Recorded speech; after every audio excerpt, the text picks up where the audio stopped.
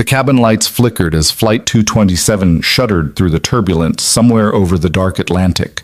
In Seat 8A, a man who looked like he carried the weight of the world on his shoulders was about to become the only thing standing between 300 souls and certain death.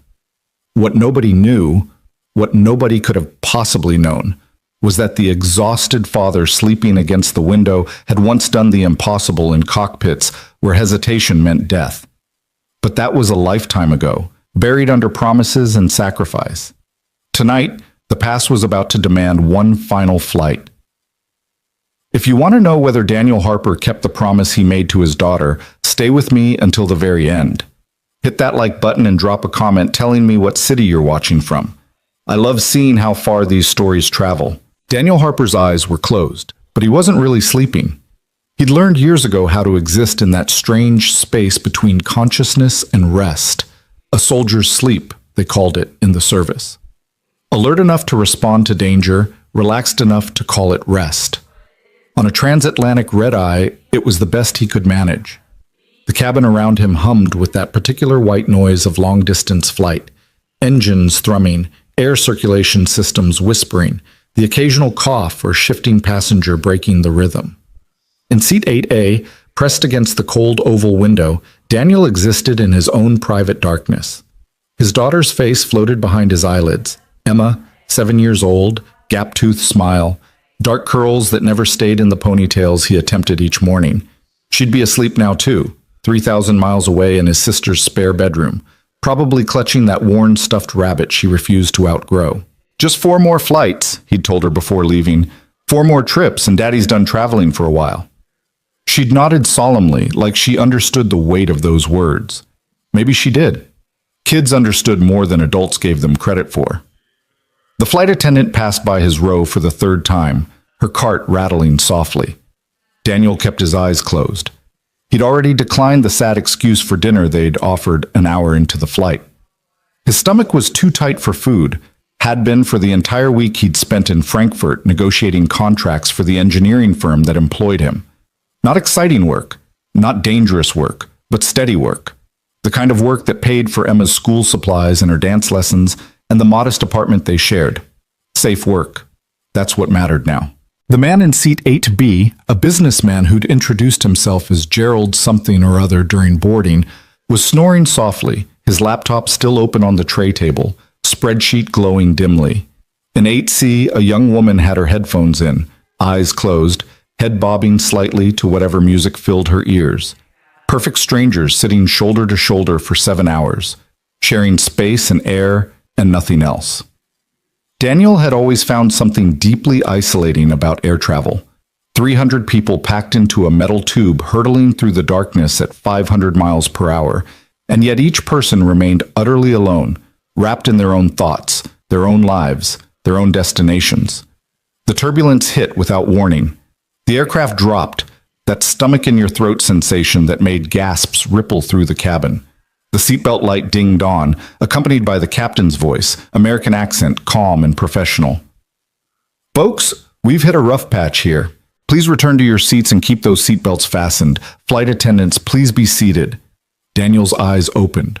Not quickly, not with alarm, just the natural response to a change in conditions.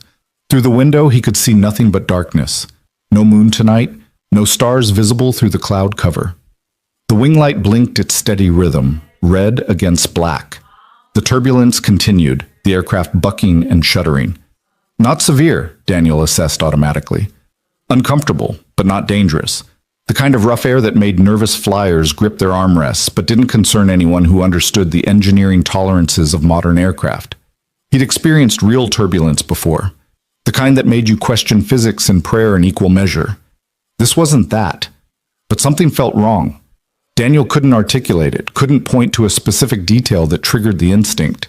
But 20 years of flying, 8 in fighter jets, another 12 in various aircraft before he'd walked away from it all, had built intuition he couldn't simply discard. Something in the way the aircraft was moving through the air, some subtle wrongness in the vibration pattern beneath his feet. He straightened in his seat, fully awake now. The flight attendants had strapped into their jump seats, faces professionally neutral. Most passengers had settled back into their books, screens, or attempts at sleep. The turbulence smoothed out, the ride gentling into that steady cruise feel. But the wrongness persisted. Daniel's hand moved to his armrest, fingers drumming a pattern he didn't consciously choose. An old habit, one Emma had asked him about once. "Why do you do that, Daddy? With your fingers?" "Just thinking, sweetheart. Just thinking." What he hadn't told her was that it was a pre-flight check pattern, the rhythm of switches and controls, muscle memory from cockpits he'd sworn never to sit in again. 10 minutes passed. 15. The cabin relaxed further. Gerald in 8B's snoring resumed. The young woman in 8C shifted, adjusting her headphones. Then the intercom crackled again. The voice that came through wasn't the calm, professional tone from before.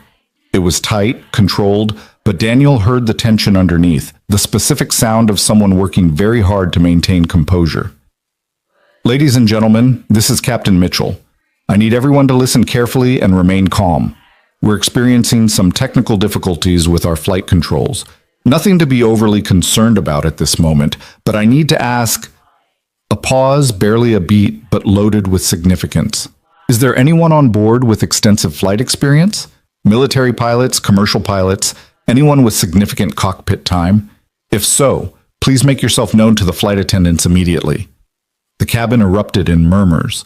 Not panic, not yet, but that sharp collective intake of breath that precedes it. Heads turned, passengers looked at each other, searching for reassurance or answers in the faces of strangers. Daniel's fingers stopped drumming, his chest tightened, a physical weight settling over his ribs like someone had laid sandbags across his sternum. The world narrowed to a single point of focus, that intercom speaker above his head, still crackling with static. No. The word formed in his mind with perfect clarity, absolute certainty. No. He'd made a promise. The night Emma was born, screaming and red-faced in that delivery room while her mother, Sarah, who'd been gone 3 years now, cancer, too fast, too cruel, had looked at him with exhausted eyes and made him swear. "No more flying combat missions," Sarah had whispered, gripping his hand with surprising strength for someone who'd just endured 18 hours of labor. "No more deployments to places whose names you can't tell me. No more nights wondering if you're coming home. Promise me, Daniel. For her. For us." He'd promised. And when the cancer came, when Sarah had fought with everything she had and lost anyway, he'd whispered that promise again over her hospital bed. "I'm out," he'd told her. "Consulting work only. Desk jobs. Safe jobs. I'll be there for Emma. Every morning. Every night. I promise." Sarah had squeezed his hand one last time. He'd kept that promise for 4 years. 4 years of steady paychecks and predictable schedules, and being present for every parent-teacher conference, every dance recital, every scraped knee and bad dream. 4 years of being exactly what Emma needed, available, alive, safe. The murmurs in the cabin were growing louder. A flight attendant, young, blonde, name tag reading Ashley, was moving through the aisles, asking passengers directly, her voice careful but urgent. "Excuse me, sir. Any flight experience? Ma'am, have you ever piloted an aircraft?" Daniel sank lower in his seat. Someone else would respond. Had to.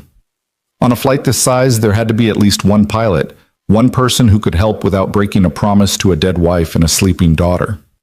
The aircraft shuddered again, more pronounced this time. Not turbulence. Something else. Daniel's trained instincts cataloged the sensation automatically. Asymmetric thrust, possible hydraulic issue, something affecting the control surfaces. His fingers resumed their drumming pattern, faster now. "Excuse me." The voice came from 2 rows back. Daniel turned slightly, enough to see a man in his 60s standing in the aisle, military bearing unmistakable even in civilian clothes. Squared shoulders, direct gaze, that particular way of holding oneself that never entirely faded. "I flew helicopters," the man said to Ashley. "Army, 40 years ago. I don't know if that's what you need, but..." "Thank you, sir." Ashley's relief was palpable. "Please come with me." The older man moved forward. As he passed Daniel's row, their eyes met for just a moment. Recognition flickered, not of each other specifically, but of kind. The older man's gaze lingered, something questioning in his expression, before he continued toward the front of the cabin. Daniel closed his eyes again. Not your problem. Someone's handling it. You made a promise. But his hands were shaking now, imperceptibly to anyone watching, but he felt it. The tremor of adrenaline, of instinct demanding action, of training that couldn't be erased even when you desperately wanted to forget. 5 minutes crawled by. The cabin had gone quiet, that particular silence of collective anxiety. People weren't reading anymore, weren't watching their screens. They were waiting, listening for the next announcement, the next clue about whether they should be worried. The intercom crackled. Folks, Captain Mitchell again. We're working through some challenges up here, but everything's under control. We may need to make an unscheduled landing, so we're coordinating with air traffic control to find the nearest suitable airport. Please remain seated with your seatbelts fastened. We'll keep you updated. The calm professional voice was back, but Daniel heard what others wouldn't. The subtext, the things not being said. Making an unscheduled landing in the middle of the Atlantic wasn't simple. It meant something had gone from technical difficulty to serious problem. It meant they were in trouble, the kind of trouble that required immediate action. It meant the helicopter pilot they'd found probably wasn't enough. Gerald in 8B had woken up. "What's happening?" he asked, looking around with bleary confusion. "Are we landing?" "Technical issues," the young woman in 8C said, pulling out one earbud. Her face had gone pale. "They asked for pilots." "Oh." Gerald's eyes widened. "Oh, is that bad?" "I'm sure it's just a precaution," Daniel heard himself say, his voice steady even as his pulse hammered. "They're being thorough." The lie tasted bitter. Another flight attendant appeared at the front of the cabin, older, authoritative, probably the senior crew member. She moved down the aisle with purpose, scanning faces, looking for something. She stopped at row 8. "Sir?" She was looking directly at Daniel. "I'm sorry to bother you, but you've been sitting very still since the captain's announcement, and you're—" She paused, studying him. "You have the look of someone who's done this before.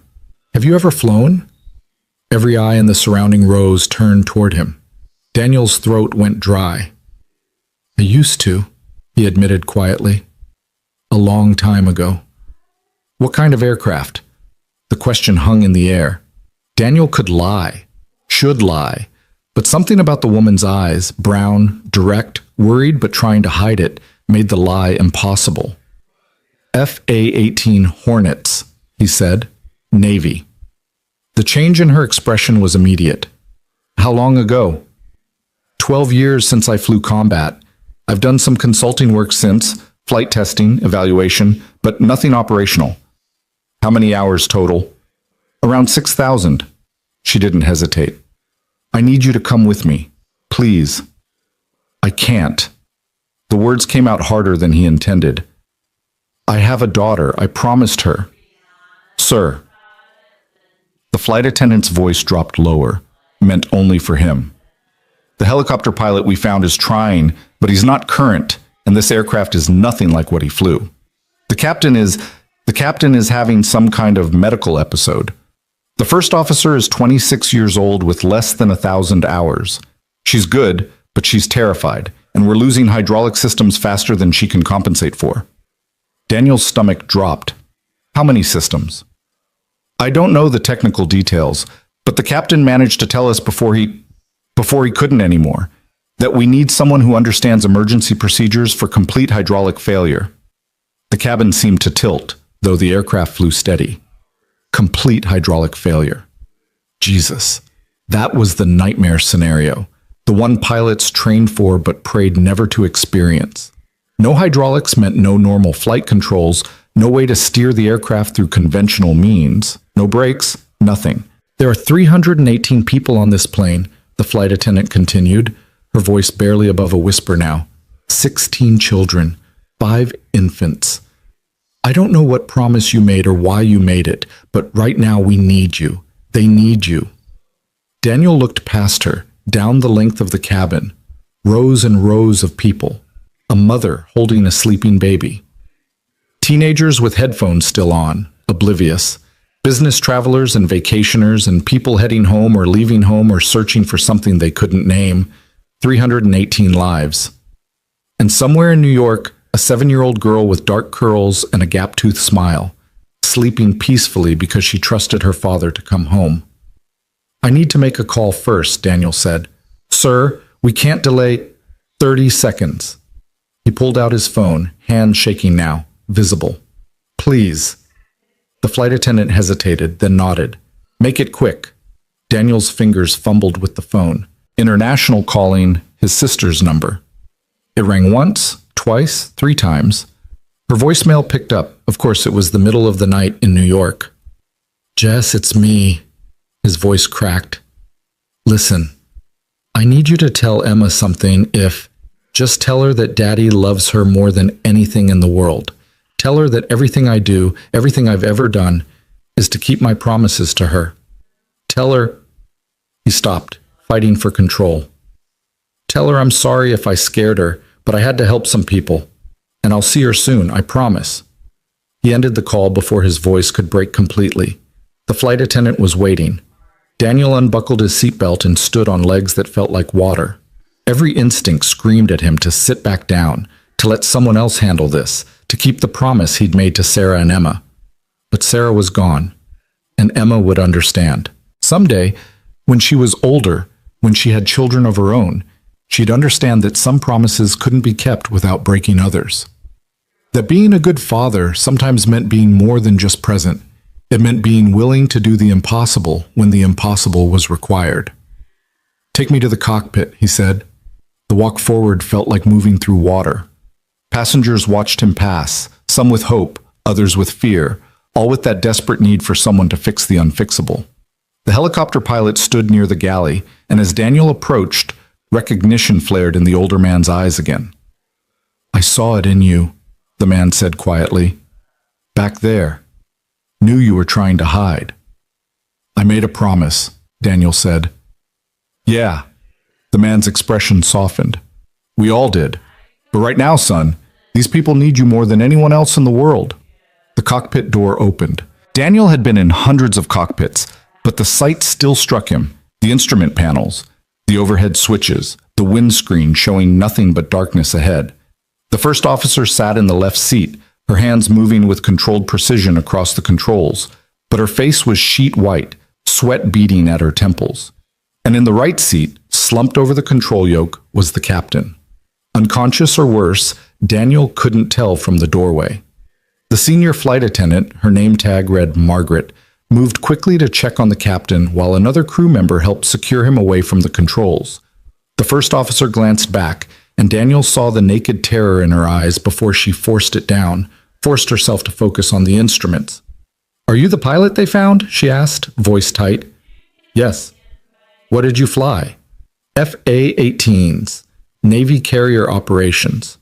Something shifted in her expression. Not quite relief, but a slight easing of the terror. "I'm Sarah Chen, first officer. I've got about 900 hours total, most of it on this aircraft type. Captain Mitchell has had some kind of stroke or cardiac event, we're not sure. He was able to get a message out before he lost consciousness. We're losing hydraulic pressure in all 3 systems.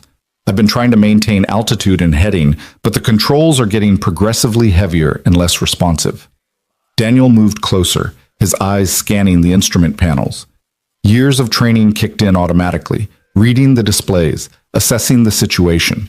Hydraulic quantity gauges showing red, warning lights illuminating like a Christmas tree. Altitude holding at 37,000 feet, but the artificial horizon showed the aircraft fighting for level flight. "When did the hydraulics start failing?" he asked. "About 15 minutes ago. Started with System A, then B, now C is dropping fast. I've been trying to compensate with differential thrust, but—" "You're doing exactly right," Daniel interrupted. "Keep doing exactly what you're doing." He slid into the right seat, the captain's seat, still warm from the other man's body. His hands found the controls without conscious thought, muscle memory taking over. The yoke felt wrong immediately. Too heavy, sluggish, the feedback all wrong. "Talk me through what happened before the hydraulics failed," Daniel said, his hands exploring the controls, testing response. "Any unusual vibrations? Strange handling characteristics?" "There was turbulence about 20 minutes before the hydraulic warning started. Pretty standard stuff, nothing severe. But right after, Captain Mitchell mentioned the controls felt a little stiff. We were checking through the emergency procedures when he grabbed his chest and just collapsed. Daniel's mind raced through possibilities. Turbulence causing structural damage was unlikely, but not impossible. Could have fractured hydraulic lines, damaged pumps, any number of failure points. What's our fuel state? We were at the halfway point when this started. Now we're about 40%, maybe 5 hours at current consumption if we maintain altitude and speed. 5 hours. But without hydraulics, maintaining altitude and speed would become increasingly difficult. And landing would be nearly impossible. Nearest airport? Daniel asked. Shannon, Ireland. About 90 minutes at current speed. ATC is clearing us priority landing. Emergency services will be standing by. 90 minutes. Daniel's hands moved across the control panels, checking systems, running through procedures he'd practiced countless times in simulators. Every aircraft was different, but the principles remained the same. Physics didn't change. The fundamental challenge of keeping a massive metal tube in the air came down to thrust, lift, and control. Without hydraulics, they had thrust. The engines were still running perfectly. They had lift. The wing still generated it, but control was disappearing with every passing minute.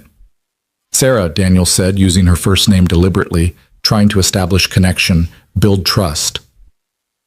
I need you to be completely honest with me. How are you holding up? She glanced at him, and for just a moment, the professional mask slipped. I'm terrified, she admitted. I've trained for hydraulic failures, but total system failure, I've only done it in the simulator once, and I barely managed to land the plane.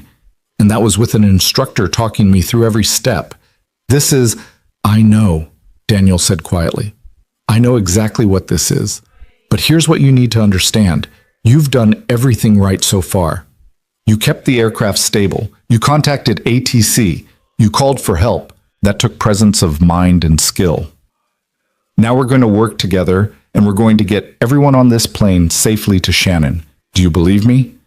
Sarah met his eyes. Searching for false confidence, probably, for patronizing reassurance. Daniel gave her neither. He let her see the truth, that he was scared too, but that fear didn't mean failure. I believe you, she said finally. Good. Now, here's what we're going to do. I need you to maintain our current heading and altitude using differential thrust. You've been doing it instinctively. Throttle up the right engine slightly if we're rolling left, throttle down if we're rolling right. That's going to be our primary method of control from here on out. I'm going to coordinate with ATC, work through our approach planning, and prepare for landing procedures. We'll talk through every step together. Nothing happens unless we both understand it and agree. Understood? Understood. Daniel reached for the radio, his training asserting itself through the fear. How many times had he done this? Communicated during emergencies, coordinated complex operations, made life or death decisions in fractions of seconds? But never with 300 civilians counting on him, never with Emma's face floating behind his eyes, reminding him of everything he had to lose. He keyed the mic. Shannon Control, this is Flight 227. We have an experienced pilot in the cockpit now, requesting direct routing and complete emergency support. The controller's voice came back immediately, Irish accent, utterly calm. Flight 227, Shannon Control, roger that. We're clearing all traffic, your priority 1. What are your specific needs? Complete hydraulic failure anticipated within 30 minutes, Daniel said. We'll need maximum runway length, fire and rescue standing by, and I want foam on the runway if you can manage it. This is going to be a differential thrust landing, possibly using emergency arrestor systems if available. A pause. Then, 227, confirm you said complete hydraulic failure? Affirmative. We're losing our third and final system now. I'll have manual control of engines only. Understood, 227. We're mobilizing all emergency resources. Runway 24 is our longest at 10,000 feet, winds currently calm. We'll have everything ready for you. Shannon, one more thing. I need you to run through landing calculations for a differential thrust landing with no hydraulic assist. I need to know our approach speed, touchdown target, and emergency stopping distance. Working on it now, 227. Stand by. Daniel set the mic down and turned back to Sarah. How are the controls feeling now? She moved the yoke gently, testing. Getting worse. Almost no response to elevator input. Ailerons are barely functional. Switch to pure engine control. Don't fight the yoke anymore. Throttles only. Sarah's hand shifted, abandoning the traditional flight controls. It went against every instinct Daniel knew. Pilots were trained to fly with the yoke, with the control surfaces. Using only engine thrust was like asking a pianist to play with elbows instead of fingers, but they didn't have a choice. The aircraft lurched slightly as Sarah made the adjustment, then steadied. She was a quick learner, Daniel noted, adapting to the new reality without panic. Good, he said. That's good. Now we need to start planning our descent. We can't just drop altitude normally. We need to do this gradually, using pitch changes from thrust adjustments. It's going to take time and precision. How do we control pitch without elevators? Physics. We throttle down the engines, we lose thrust, the nose drops. We throttle up, we gain thrust, the nose rises. But it's imprecise, and there's lag time. Every adjustment takes several seconds to register. So we have to think ahead, anticipate, stay smooth. The helicopter pilot appeared in the cockpit doorway. I've been coordinating with the cabin crew, he said. Passengers are secured. Medical personnel on board are checking on anyone with heart conditions or who might need extra support during landing. What else can I do? Daniel thought quickly. I need you to work with the flight attendants on emergency procedures. When we land, it's going to be rough. Maybe very rough. Make sure everyone knows the brace position, where the exits are, and that they stay seated until we come to a complete stop. No matter what they hear, what they see, they stay seated and belted. Can you handle that? Absolutely. The older man's eyes held respect. You've got this, son. I can see it. I hope you're right. As the man departed, Sarah spoke quietly. Can I ask you something? Why did you hesitate when they first asked for pilots? Daniel's hand stilled on the controls. I made a promise to my daughter that I'd stop flying, stop taking risks. I was supposed to be done with all of this. But you came anyway. I had to. He looked at her, seeing not just a frightened first officer, but a person, someone's daughter too, someone who deserved to go home. How could I not? Sarah nodded slowly. For what it's worth, I'm glad you broke your promise. Ask me again after we land. The next hour passed in a blur of coordination and preparation. Daniel talked constantly with Shannon Control, refining their approach, discussing scenarios, planning for every possible contingency. Sarah maintained their gradual descent, her hands steady on the throttles, even as sweat soaked through her uniform. They descended from 37,000 feet to 20,000, then 15,000. The clouds below began to take on definition, showing the curve of the Atlantic beneath. I can see lights, Sarah said suddenly. Is that Ireland? Daniel looked up from the approach charts he'd been reviewing. Through the windscreen, scattered lights punctured the darkness. That's the coast. Shannon should be about 30 minutes ahead. The radio crackled. 227 Shannon Control. We've completed our calculations. Recommend approach speed of 140 knots. Touchdown aim point 2,000 feet down runway 24. We'll have arrestor cables deployed at 8,000 feet in case you need them. And the entire runway will be foamed. Emergency services are in position. 140 knots. Faster than a normal landing, but necessary without hydraulic assist. And the arrestor cables, designed to catch aircraft like a naval carrier landing. They might be the only thing that stopped them if the differential thrust technique didn't work. Roger, Shannon, will be configured for 140 knots. 227, be advised. Wind has picked up slightly. Now 270 at 8 knots, gusting to 15. Still well within limits, but thought you should know. Crosswind. Of course there was a crosswind, because nothing about this could be simple. Copy the winds, Shannon. Daniel turned to Sarah. Okay, here's where it gets interesting. We need to align with the runway using only engine thrust in a crosswind with no way to make fine corrections. Everything has to be perfect on the first try because we won't get another chance. You understand? She nodded, pale but focused. I'm going to handle the approach and landing. I need you on the radio calling out our altitude, speed, and distance. Every 500 feet, every 10 knots of speed change, every mile from the runway. Be my eyes on the instruments while I fly. Can you do that? Yes. Sarah? He waited until she looked at him. You're going to do fine. We're going to do fine. The lights of Shannon Airport appeared in the distance, a constellation of white and red against the darkness. Daniel's hands found the throttles, feeling the engine's power, learning their response characteristics. Every aircraft was different. Every engine had its own personality. He had maybe 10 minutes to learn this one well enough to land it with surgical precision. Flight 227, you're 15 miles from runway 24, cleared for approach. All traffic is holding. The airport is yours. 227, Roger. 10 miles. Daniel began the final adjustments, throttling back to start their descent toward landing speed. The aircraft responded sluggishly, nose dropping with agonizing slowness. 1,200 feet, Sarah called. Speed 160, distance 12 miles. Too fast. Daniel throttled back more. The engine's whine changed pitch. 1,000 feet, speed 155, distance 10 miles. Better. He could see the runway now, a long strip of lights bracketed by the red glow of emergency vehicles. Foam covered the surface, white against dark asphalt. 800 feet, speed 145, distance 8 miles. The crosswind pushed at them. Daniel felt it in the aircraft's drift, the way the runway appeared slightly left of center in the windscreen. He throttled up the right engines, throttled down the left. The aircraft yawed slowly, nose swinging right. 600 feet, speed 140, distance 6 miles. They were aligned, perfect alignment, but maintaining it while continuing the descent, while managing the crosswind, while keeping the speed exact, it required absolute concentration. 400 feet, speed 140, distance 4 miles. The runway filled the windscreen. Daniel could see individual lights now, could see the foam spray patterns, could see the emergency vehicles positioned along the taxiway. 200 feet, speed 140, distance 2 miles. His hands made minute adjustments. Up on the right throttles, down on the left, back up.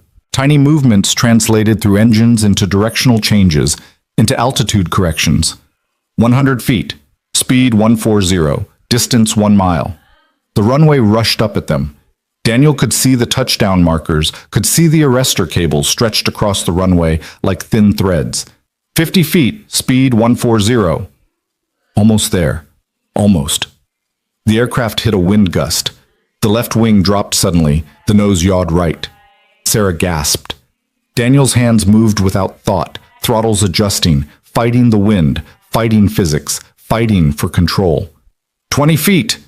The runway was right there, right beneath them. Daniel pulled all throttles to idle, letting gravity take them the final distance. The main wheels touched with a screech of rubber on foam. The aircraft bounced once, settled again. No brakes, no thrust reversers, nothing to slow them but air resistance and the hope that they'd catch the arrestor cables. They rocketed down the runway, hydroplaning on foam. 70 knots, 60, 50. The cables flashed beneath them, uncaught. Daniel saw the arrestor barrier at the runway's end, their last chance. He throttled up the engines briefly, steering them toward the barrier with a final burst of thrust, then cut all power. The nose wheel hit the barrier.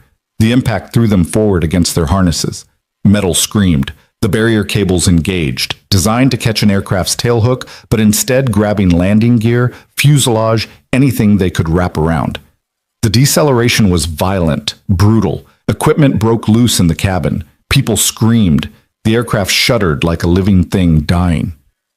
And then somehow, impossibly, they stopped.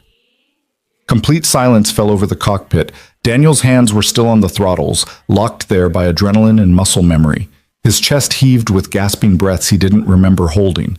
Beside him, Sarah was crying, silent tears streaming down her face, even as she smiled, even as she reached over and gripped his arm with shaking fingers. "We're down," she whispered. "We're actually down." Through the windscreen, Daniel could see emergency vehicles racing toward them, lights flashing red and blue against the foam-white runway. He could hear sounds from the cabin, crying, shouting, the chaos of 300 people realizing they were alive. His hands finally released the throttles. They shook so badly he had to press them against his thighs to make them stop. The radio crackled. "Flight 227, Shannon Control. Emergency services are approaching. Are there any injuries?" Sarah reached for the mic, but her voice failed. Daniel took it from her gently. "Shannon, 227, he said, his voice rough, strange in his own ears. We're okay. Everyone's okay." And then, because he couldn't help himself, because Emma's face filled his mind with crystal clarity, he added quietly, off the radio, "I kept my promise, baby. I kept my promise." The emergency vehicles surrounded the aircraft within 90 seconds of the barrier impact, their lights painting the foam-covered runway in strobing reds and blues. Daniel could hear the sounds now, metal creaking as the fuselage settled, hydraulic fluid dripping somewhere beneath them, the muffled chaos of voices from the cabin behind the locked cockpit door. Sarah had her face in her hands, shoulders shaking with the kind of crying that came from places deeper than relief. Daniel wanted to comfort her, to say something profound about what they'd just accomplished, but his own voice had deserted him. His hands still trembled against his thighs, adrenaline burning through his system with nowhere left to go. A sharp knock on the cockpit door made them both jump. "Fire rescue," a heavily accented voice called through the reinforced barrier. "We need to assess the cockpit crew. Can you open the door?" Daniel forced himself to move. His legs felt disconnected from his body as he stood, gripping the back of the captain's seat for balance. The captain, Mitchell, still lay secured in the galley area where the crew had moved him. Margaret knelt beside him, 2 fingers pressed against his neck, her expression tight with concentration. "He's breathing," she said without looking up. "Pulse is thready, but present. We need paramedics now." Daniel unlocked the cockpit door. It swung open to reveal 2 firefighters in full gear, their faces smudged with foam residue, expressions a mixture of professional assessment and barely concealed awe. "Anyone injured up here?" the first one asked, his eyes sweeping the cockpit, taking in the maze of warning lights still illuminating the instrument panels like a perverse light show. "Captain Mitchell needs immediate medical attention," Daniel said, his voice sounding strange and distant in his own ears. "Possible cardiac event or stroke. First Officer Chen and I are uninjured." The firefighter nodded and spoke into his radio in rapid Irish-accented English, calling for medical teams. His partner moved past Daniel to check on Mitchell, professional hands already working, assessing, preparing. Through the open cockpit door, Daniel could see down the length of the cabin. Passengers were still in their seats, most with their heads still in brace position, some crying, others sitting in stunned silence. The flight attendants moved among them with practiced efficiency, checking for injuries, offering reassurance, maintaining order in the aftermath of controlled catastrophe. "Sir?" The first firefighter was addressing him now. "We need to evacuate the aircraft. Standard procedure after an emergency landing of this nature. Are you able to assist with passenger evacuation, or should we—" "I'll help."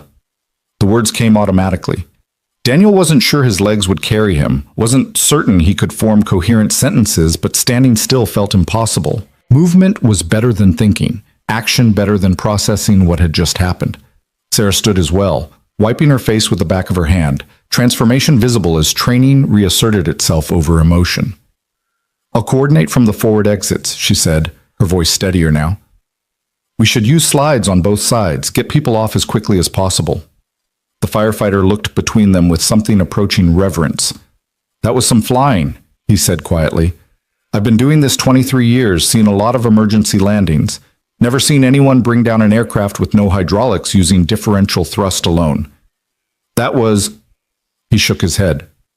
"That was remarkable." Daniel felt Sarah's eyes on him but couldn't meet her gaze. Remarkable.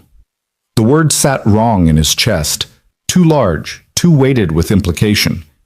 He'd done what physics and training allowed. Nothing remarkable about following procedures, about applying principles learned in classrooms and simulators. Except he'd promised never to be in this position again. Promised Emma. Promised Sarah, his wife, gone 3 years but still present in every decision he made. "We need to move," Daniel said, pushing past the compliment, past the emotion threatening to surface. "Let's get these people off the aircraft." The evacuation proceeded with surprising efficiency. Passengers filed through the forward and aft doors, sliding down the emergency chutes into the arms of waiting rescue personnel. Children cried, adults moved with shell-shocked precision, and through it all the flight attendants maintained order with voices that somehow stayed calm despite everything they'd just endured. Daniel stationed himself at the forward left exit, helping elderly passengers navigate the slide, catching children as they reached the bottom, offering hands and reassuring words that felt hollow in his own ears. Each person who passed carried their own story. The businessman who gripped Daniel's hand with both of his own and couldn't speak through his tears. The mother who held her infant so tightly, Daniel worried she might hurt the child. The teenage girl who looked at him with eyes too old for her face and whispered, "Thank you," like a prayer. 318 people. 318 souls who would go home tonight, who would see tomorrow, who would have the chance to keep whatever promises they'd made to whoever was waiting for them. The weight of it pressed down on Daniel's shoulders like physical mass. "That's everyone," Margaret announced, appearing at Daniel's elbow. The senior flight attendant looked exhausted, her uniform disheveled, her carefully styled hair coming loose from its pins. But her eyes were clear, focused. "Last count shows all passengers and crew accounted for except you, me, First Officer Chen, and the medical team with Captain Mitchell." "The captain? Stable enough to transport. They're bringing a stretcher onto the aircraft now. He'll be in the hospital within 10 minutes. She studied Daniel's face with the kind of perception that came from years of reading people in crisis. "You should go. We can handle the rest of the procedures from here." Daniel shook his head. "I'll stay until Mitchell is off the aircraft. After that, you're going to be swarmed by officials, investigators, probably media if they've gotten wind of what happened." Margaret's expression softened. "For what it's worth, you saved my life tonight. You saved all our lives. I hope you know that." Before Daniel could respond, before he could deflect or diminish or push away the gratitude that felt too large to accept, paramedics appeared carrying Captain Mitchell on a stretcher. The older pilot's face had more color now, an oxygen mask covering his nose and mouth, IV lines trailing from both arms. His eyes were closed, but Daniel could see the steady rise and fall of his chest. He'd live. They'd all live. The thought should have brought relief, but instead it brought a wave of exhaustion so profound Daniel had to lean against the aircraft's interior wall to stay upright.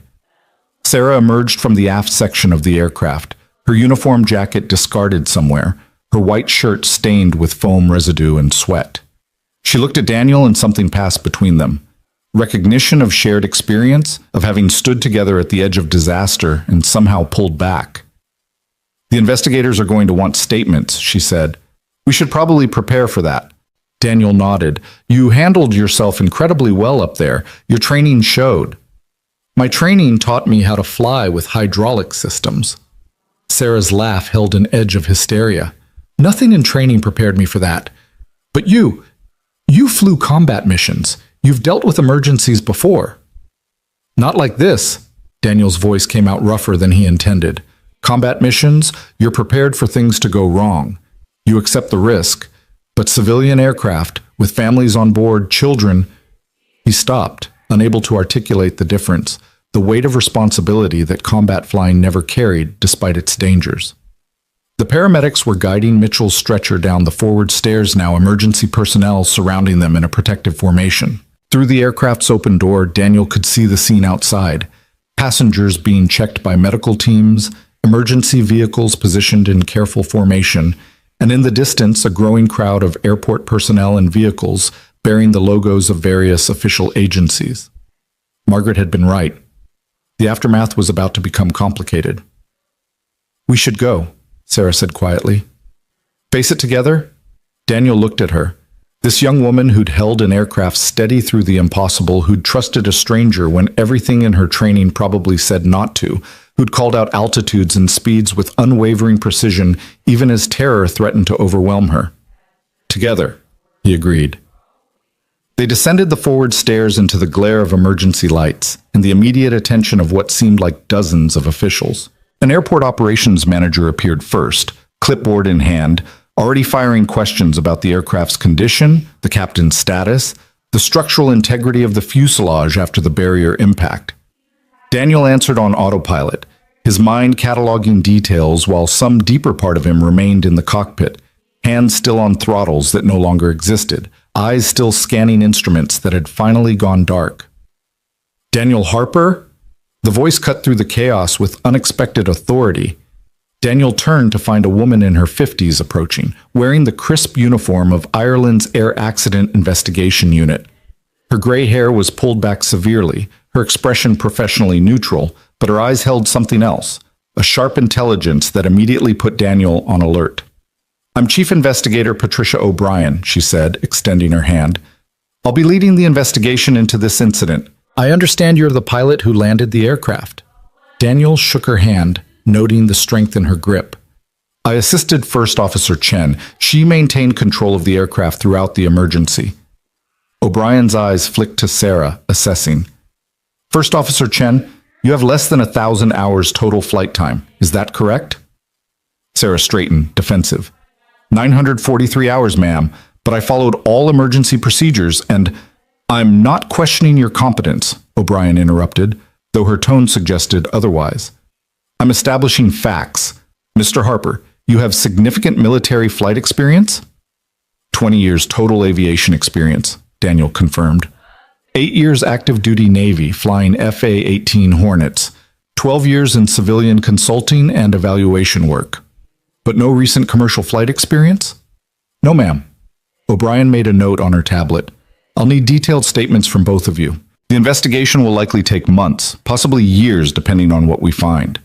For now, I need you to walk me through every decision made from the moment the hydraulic failures began."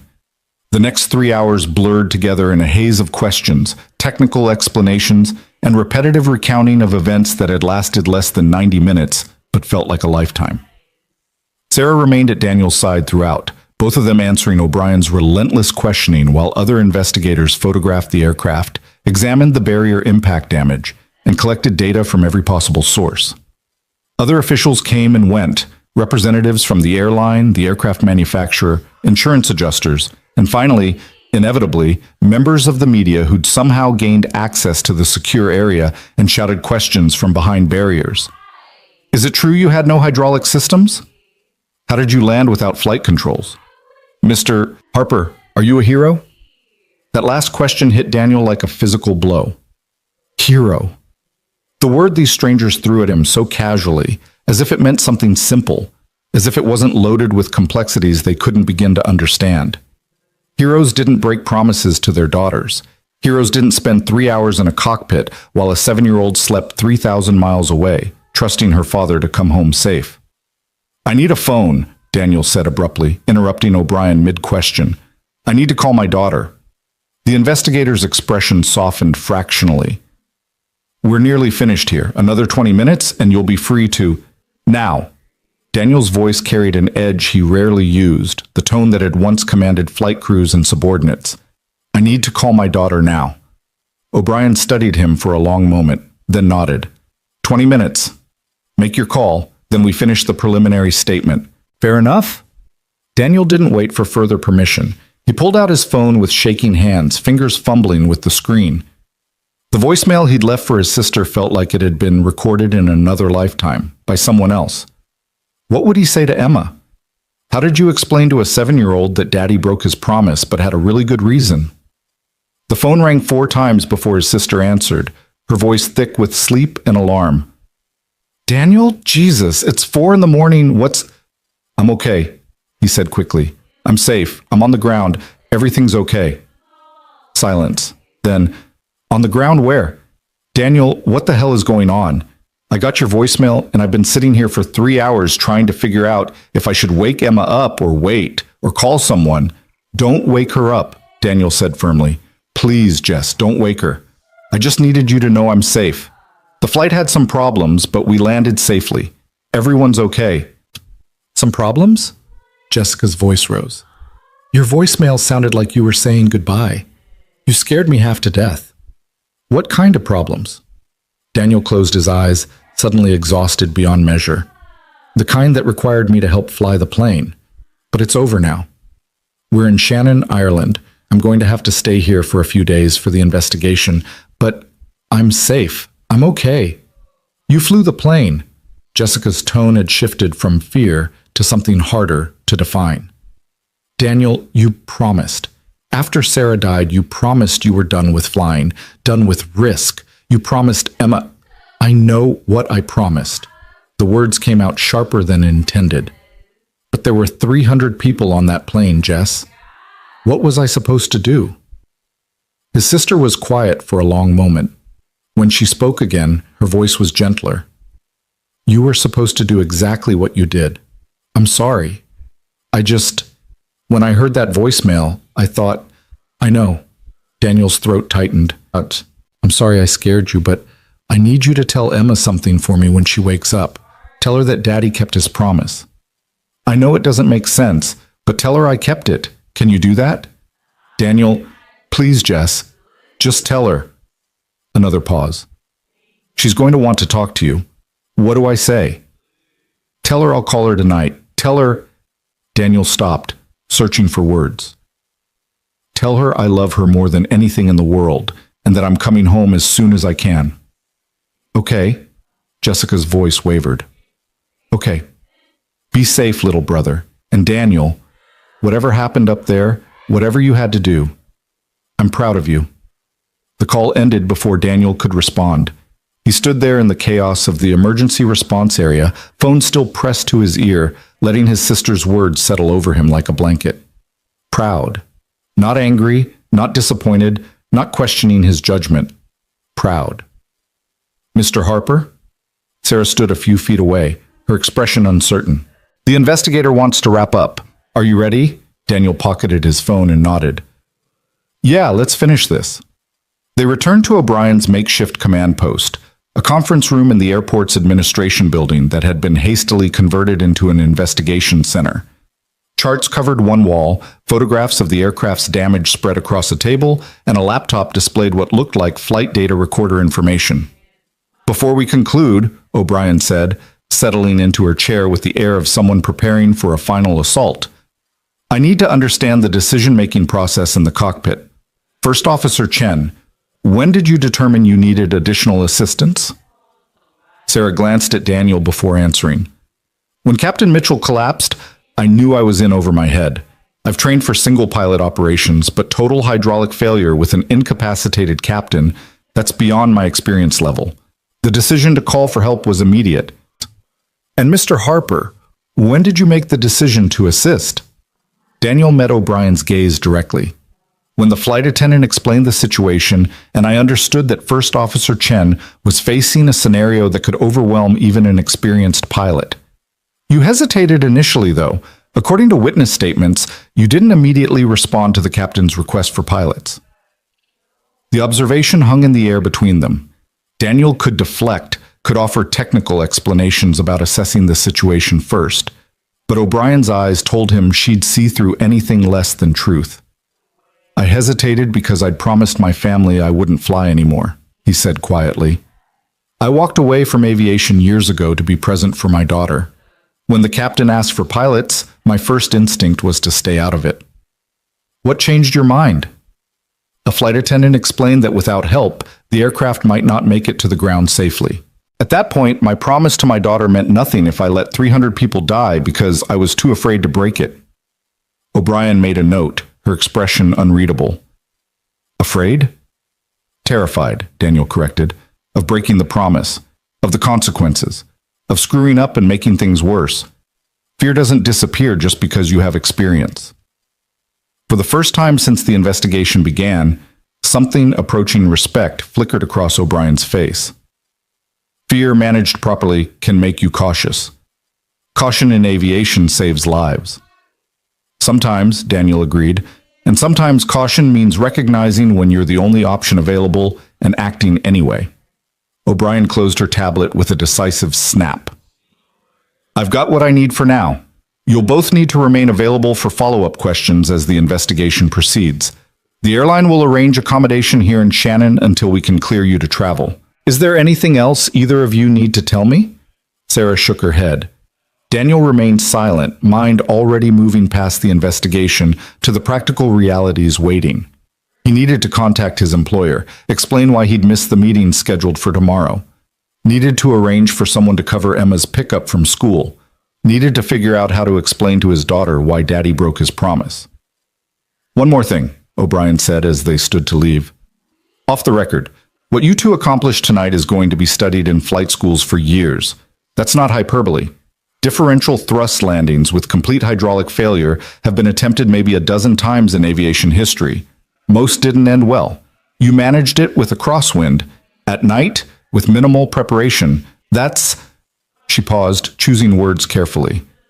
That's exceptional airmanship. Sarah's face flushed with pride and exhaustion. Thank you, ma'am. Daniel just nodded, unable to trust his voice. They left the conference room together, emerging into the airport's main terminal where the first hints of dawn were beginning to lighten the sky beyond the windows. The terminal was nearly empty at this hour, just a handful of early morning travelers and airport staff going about their routines, oblivious to the drama that had unfolded on the runway outside. I should find out where they're putting us up, Sarah said, pulling out her phone. The airline should have sent information by now. Sarah. Daniel stopped her with a hand on her arm. You did everything right tonight. Don't let the investigation make you doubt that. She looked at him with eyes that suddenly seemed very young. I froze at first. When the captain collapsed for maybe 30 seconds, I just froze. If you hadn't been there, but I was there. And you didn't freeze when it mattered. You kept the aircraft stable. You called for help. You trusted someone you'd never met to help you through an impossible situation. That takes courage and judgment. Don't minimize it. Sarah's eyes filled with tears she'd been holding back throughout the investigation. I thought we were going to die. When the last hydraulic system failed, when I felt the controls go completely dead, I thought that was it. And then you made it look possible. Like it was something we could actually do. It was something you could do, Daniel corrected gently. You were already doing it when I got to the cockpit. I just helped you believe in what you already knew. They stood there in the empty terminal as dawn broke fully outside, two pilots who'd shared something most would never experience or understand. The bond forged in that cockpit would last, Daniel knew. Years from now, they'd be able to look at each other and remember without words what it felt like to hold 300 lives in balance and somehow, impossibly, bring them all safely home. Get some rest, Daniel said finally. We both need it. Sarah nodded and moved toward the terminal exit where airline representatives were waiting. Daniel followed more slowly, his body heavy with exhaustion, his mind still processing everything that had happened. His phone buzzed. A text from Jessica. Emma's awake. She knows something's up. Call soon? Daniel found a quiet corner of the terminal and dialed. His sister answered immediately. I'm putting you on speaker, Jessica warned. She's right here. Hi, baby, Daniel said, his voice catching. Daddy? Emma's small voice carried across 3,000 miles and straight into his heart. Aunt Jess said you helped people on an airplane. Did you fly again? Honesty. He'd always promised her honesty. Yeah, sweetheart, I did. The pilots needed help, and I was the only person who could give it. Silence. Then, but you promised you wouldn't fly anymore. I know, and I meant that promise when I made it, but sometimes he struggled for words a 7-year-old could understand. Sometimes keeping one promise means you have to bend another one. There were families on that plane, Emma, kids like you, with daddies and mommies trying to get home to them. I couldn't let them be in danger if I could help. More silence. Daniel's heart hammered, waiting for anger or tears or disappointment. Did you save them? Emma asked finally. The first officer and I worked together, and yes, we saved them. Everyone's safe. Then you're a hero. Her voice carried absolute certainty, the kind only children possessed. Heroes save people, and you saved people. So you're a hero. Daniel's throat closed completely. He couldn't speak, couldn't respond to his daughter's simple logic and absolute faith. Jessica's voice came through the speaker. Em, why don't you go pick out what you want for breakfast? I need to talk to Uncle Daniel for just a minute. Small footsteps retreating, a door closing. She's been worried, Jessica said quietly, but she's also incredibly proud. You should have seen her face when I told her what you did. I broke my promise to her, Jess. No, his sister said firmly. You kept the most important promise. You promised to always do the right thing, to always be someone she could be proud of. You kept that promise. The rest is just details. Daniel leaned against the wall, letting his sister's words wash over him.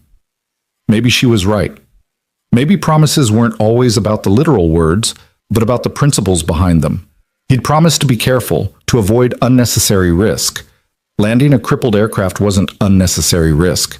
It was necessary action. "I need to stay here a few more days," he said, "for the investigation. Can you handle things with Emma?" "Of course. Take whatever time you need. We'll be fine. Tell her I love her. Tell her I'll be home soon." "I will. And Daniel, whatever happens next, whatever comes from all this, you did good tonight. Remember that." The call ended. Daniel remained in his corner of the terminal, watching dawn fully break through the windows, painting the sky in shades of orange and pink. Emergency vehicles still surrounded the aircraft on the distant runway, and he could see investigators moving around the fuselage, documenting every detail. His phone buzzed again. An email this time from his employer. "Saw the news. Take whatever time you need. Proud to have you on our team." News. Right. This would be news. International news, probably. Emergency landing, no hydraulics, dramatic rescue. The media would love it, would want interviews and sound bites and dramatic retellings. Daniel's stomach turned at the thought. He didn't want to be a story, didn't want to be examined and celebrated and dissected by strangers who didn't understand what it cost to sit in that cockpit and make those decisions. "Mr. Harper?" He looked up to find an airline representative approaching, professional concern written across her features. "We have a hotel room arranged for you. If you'll follow me, we have a car waiting to take you there. You look like you could use some rest." Rest? The concept seemed foreign, impossible. How was he supposed to sleep when his mind kept replaying every moment, every decision, every fraction of a second where things could have gone differently? But his body betrayed him. The adrenaline was gone, burned through completely, leaving only bone-deep exhaustion in its wake. "Thank you," he managed. The hotel was mercifully close, and the room was quiet and dark. Daniel collapsed onto the bed fully clothed, intending to just lie down for a moment, to gather his thoughts before calling Emma again, before facing whatever came next. He fell asleep with his phone still in his hand and his daughter's voice echoing in his mind. "Then you're a hero." But heroes didn't cry themselves to sleep, didn't wake up shaking from dreams of everything that could have gone wrong, didn't carry the weight of promises broken and kept in equal measure. Heroes were supposed to be certain, sure, unshakable. Daniel Harper was none of those things. He was just a father who'd tried to keep his promises and ended up breaking the most important one to save 300 strangers. And he had no idea if that made him a hero or just a man who'd run out of better options. Daniel woke to his phone vibrating against the nightstand, his body jerking upright before his mind fully registered consciousness. The hotel room was dark, curtains drawn against what his disoriented brain couldn't determine was day or night.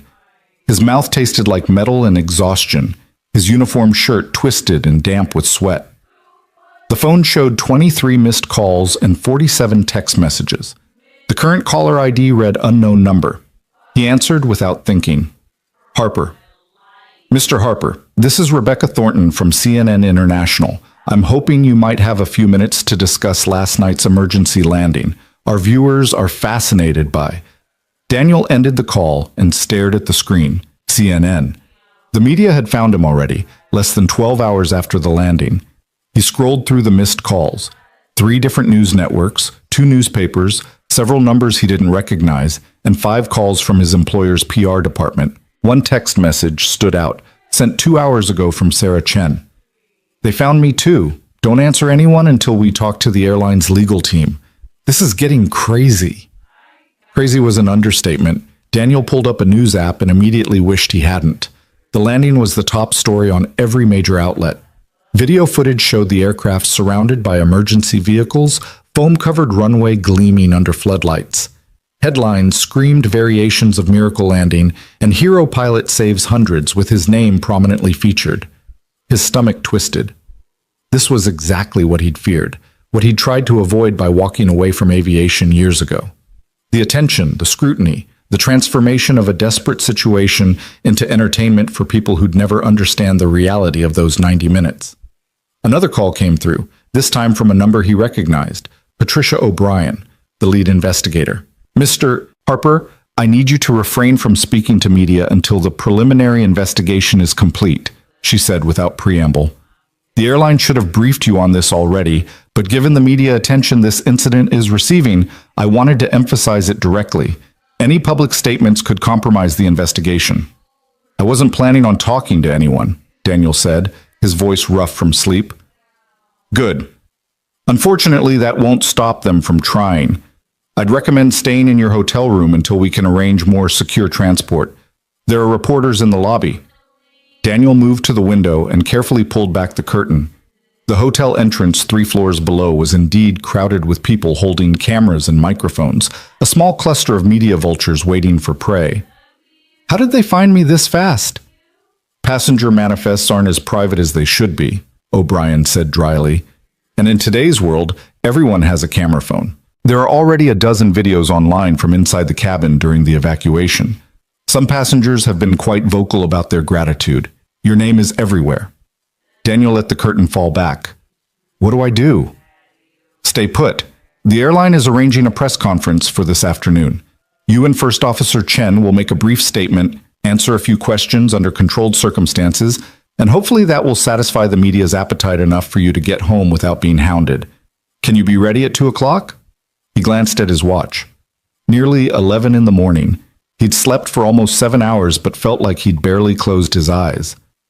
I'll be ready. Good. A car will collect you at 1:30.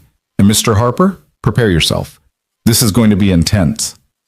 The call ended before he could ask what she meant by intense. Daniel sat on the edge of the bed, phone in hand, staring at the walls of a hotel room in a country where he'd never intended to be, dealing with consequences he'd never wanted to face. His phone rang again. This time it was his sister. Tell me you haven't read the comments on the news articles, Jessica said immediately. I've barely looked at the news at all. Good. Keep it that way. Some of it is wonderful, people calling you a hero, sharing the story, expressing gratitude. But there's also a lot of... She paused, choosing words carefully. There are people questioning why you were allowed to fly the plane without being part of the crew. Armchair experts analyzing every decision, debating whether you did the right thing. It's gross, Daniel. Just ignore all of it. Daniel's jaw tightened. Of course there were critics. There were always critics. People who'd never faced impossible choices, second-guessing those who had. I'm doing a press conference this afternoon, he said. Then hopefully I can get a flight home. Emma wants to talk to you. She's been asking all morning. Put her on. A rustling sound, then his daughter's voice, bright and excited in a way that made his chest ache. Daddy, everyone at school is talking about you. Mrs. Patterson showed us the news on the computer and said you're a real-life hero. Daniel closed his eyes. Em, listen to me. I'm not a hero. I just helped some people who needed it. That's all. But the news says you saved 300 people. That's like so many people, Daddy. Did you really land the plane with no controls? The first officer and I worked together, sweetheart. It wasn't just me. When are you coming home? I made you a card. It has an airplane on it and everything. The simple innocence of her excitement cut deeper than any critic's words could. She was proud of him, viewed the situation through the clear lens of childhood, where actions were good or bad, where saving people made you a hero, end of story. I'll be home as soon as I can, he promised, maybe tomorrow or the next day, and I can't wait to see that card. I love you, Daddy. I love you too, baby. More than anything. After he ended the call, Daniel sat in the silent hotel room for a long moment before forcing himself into the shower. The hot water helped clear his head, washing away the physical residue of the previous night, even if it couldn't touch the emotional weight. He was toweling off when someone knocked on the door. Mr. Harper, it's Margaret Riley from the flight crew. I have some clothes for you. The airline sent them over. Figured you might want something clean for the press conference. Daniel wrapped the towel around his waist and cracked the door open. Margaret stood in the hallway, holding a garment bag and a genuine smile. May I come in? I promise I'm not secretly a reporter. He stepped back, letting her enter. She hung the garment bag on the closet door and turned to face him with an expression that was part gratitude, part concern. How are you holding up? She asked. I've had better days. I imagine you have. Margaret settled into the room's single chair. I wanted to thank you properly, away from all the chaos and official statements. What you did last night, I've been flying for 32 years, and I've never seen anything like it. You don't need to thank me. Yes, I do. And more importantly, I need you to hear it, because I suspect you're not comfortable with any of this attention, and I can see the weight you're carrying. But you should know that every single person on that aircraft, passengers and crew, we're all going home because of you. That matters, Daniel. It matters more than any discomfort you're feeling right now. Daniel sat on the edge of the bed, suddenly exhausted again despite the sleep and shower. I broke a promise to my daughter. I told her I wouldn't fly anymore, that I'd stay safe, stay present. In the first real crisis that came along, I broke that promise. Margaret was quiet for a moment, her experienced eyes studying him with the kind of perception that came from years of reading people in confined spaces. Can I tell you something about promises? I have 3 kids, all grown now. And when they were young, I promised I'd always be there for them. Never miss a recital, a game, a birthday. You know how many of those promises I broke over 32 years of flying international routes? Hundreds. Literally hundreds. That's different.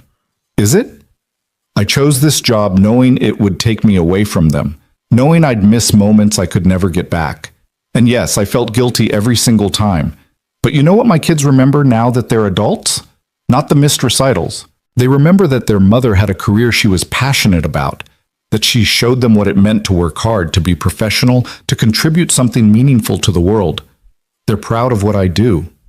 She leaned forward, her voice gentle but firm. Your daughter will understand someday that you didn't break your promise. You honored a deeper one. The promise to be the kind of person she can look up to, who does the right thing even when it's hard, who helps people who need it. That's the promise that matters. Daniel wanted to believe her, wanted to accept the absolution she was offering, but the weight in his chest wouldn't lift. I was terrified, he admitted quietly. The whole time I was absolutely terrified. Good, Margaret said. Fear means you understood the stakes. Anyone who wouldn't be terrified in that situation is too stupid to be trusted with 300 lives. She stood, moving toward the door. The clothes should fit. The airline guessed your size based on your passport information.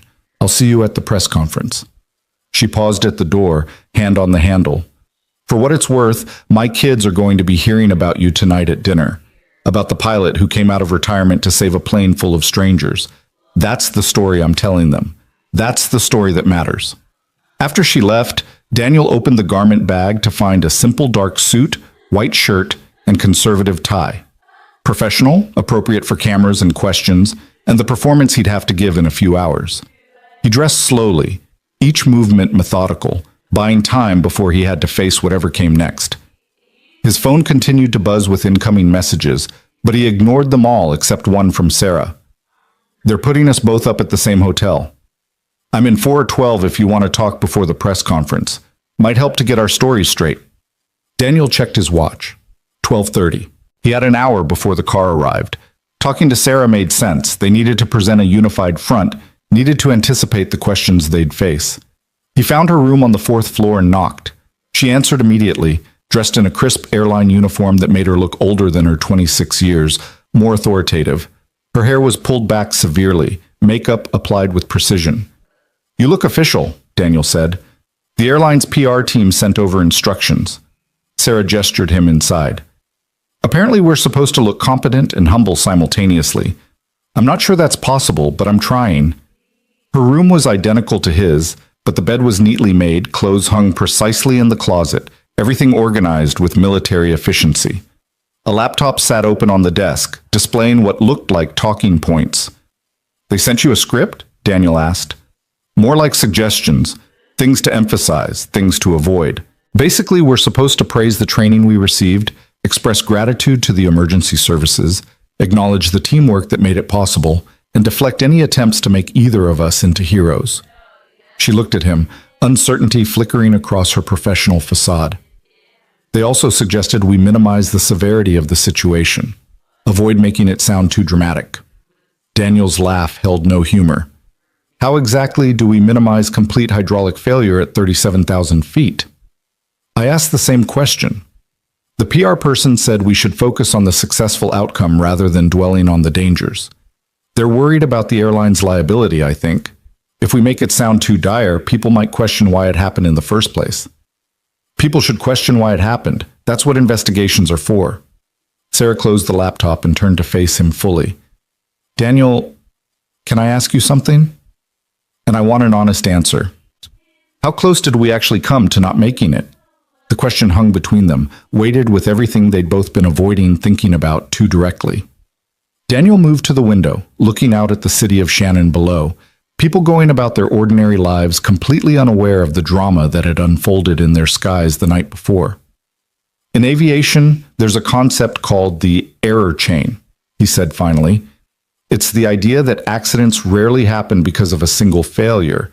Instead, they're the result of multiple small errors or problems that compound each other. Break any link in the chain, and disaster is averted. I know the concept. Last night, we had about 8 links in that chain. The hydraulic failure itself, the captain's medical emergency, the crosswind during approach, the timing of when we lost the final system. Any one of those in isolation would have been manageable. But all of them together? He turned to face her. I'd say we had maybe a 60% chance of walking away from that landing. Sarah's face paled. 60%? That's being optimistic. Landing a commercial aircraft using only differential thrust has been attempted maybe a dozen times in history. More than half of those attempts ended with fatalities. We had darkness, weather, minimal preparation time, and an aircraft that wasn't designed for that kind of operation. The fact that we succeeded is... He stopped, searching for the right word. It's statistically improbable. So we got lucky. We got lucky, and we were skilled, and we made good decisions under pressure. All 3 had to be true for everyone to survive. Sarah sank onto the edge of the bed, her carefully constructed professional composure cracking. And we're supposed to go down there and tell reporters it was just routine procedure, just good training and teamwork? We tell them the truth in a way they can hear it, Daniel said. We explain that aviation is built on layers of safety, that our training prepared us to handle emergencies, that the aircraft's design allowed for alternative control methods. All of that is true. We just don't need to emphasize how close those safety layers came to failing. Doesn't that feel dishonest? It feels practical. The people who need to know the full truth, the investigators, the safety boards, the engineers who can learn from this, they'll get all the details. The public doesn't need to know that 300 people came within inches of dying. What good does that serve except to terrify them about flying? Sarah considered this, her expression troubled. I guess I just don't want to minimize what you did, what we did. It matters that it was hard. It matters that we had to do something extraordinary. It matters to us, Daniel agreed, and it'll matter in the investigation reports. But for today, for the press conference, we focus on the outcome. Everyone survived. That's the story that matters. A knock on the door interrupted them. Margaret's voice called through. The car's here early. We need to go now. Apparently the media presence is growing and the airline wants to get ahead of it. They rode to the airport in silence, Daniel and Sarah in the back of a black sedan with tinted windows, Margaret in the front seat coordinating with the PR team via phone. The car took them directly to a hangar that had been converted into a makeshift press conference venue, complete with a raised platform, microphones, and enough cameras to broadcast to the world. Patricia O'Brien met them at the entrance, her expression grim. This is bigger than we anticipated. We've got representatives from at least 15 international news organizations, plus local media, aviation bloggers, and several passengers who want to make statements. The airline is limiting this to 45 minutes, and you two will speak for no more than 10 of those. Keep your answers brief, professional, and avoid speculation about the cause of the hydraulic failures. Clear? Clear, Sarah said, her voice tight. Daniel just nodded, his attention caught by the scene visible through the hangar's interior. Rows of chairs filled with reporters, cameras mounted on tripods, lights positioned to eliminate any shadow or privacy. This wasn't a press conference, it was a spectacle. One more thing, O'Brien said quietly. There are several passengers in attendance who've been quite vocal about their gratitude. Don't be surprised if they try to approach you. The airline's security will prevent direct contact, but be prepared for emotion. They were led through a side entrance to a small room behind the platform where airline executives waited, all wearing expressions of practiced concern. A PR director, a woman in her 40s with sharp eyes and sharper suit, approached immediately. Mr. Harper, First Officer Chen, I'm Diana Marsh. I'll be moderating the questions today. We'll start with a brief statement from the airline CEO. Then each of you will make a short statement. Then we'll take questions. I'll cut off anything too technical or anything that veers toward assigning blame. Your job is to be competent, humble, and grateful. Think you can manage that? Something in her tone made Daniel's jaw tighten, but he kept his voice level. We'll do our best. Good. We go live in 5 minutes. Those 5 minutes passed in a blur of last-minute instructions, microphone checks, and the growing buzz of the assembled media on the other side of the curtain. Daniel found himself standing next to Sarah, both of them waiting for a cue to step into lights and questions and judgment from people who hadn't been there, who couldn't understand, who would nevertheless feel entitled to opinions about every decision made. You ready? Sarah whispered. No, Daniel admitted. You? Terrified. Good. Fear means we're taking this seriously. Sarah glanced at him, a small smile breaking through her tension. Someone wise told me that earlier. The curtain opened. Lights blazed. Cameras clicked and whirred. Daniel stepped onto the platform with Sarah at his side, the CEO on her other side, all of them arranged for maximum visual impact. The CEO spoke first, his statement carefully crafted to express gratitude for the outcome while avoiding any admission of fault or failure. He praised the crew's professionalism, the aircraft's safety systems, and the excellent response from Irish Emergency Services. He managed to speak for 5 minutes without saying anything substantive. Then it was Sarah's turn. She stepped to the microphone with visible nervousness, but her voice came out steady and clear.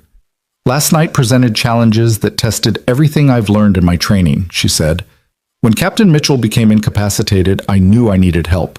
Mr. Harper's experience and calm guidance made it possible to bring the aircraft safely to the ground. I'm grateful to him, to our cabin crew, to the air traffic controllers, and to everyone who contributed to ensuring all our passengers and crew survived.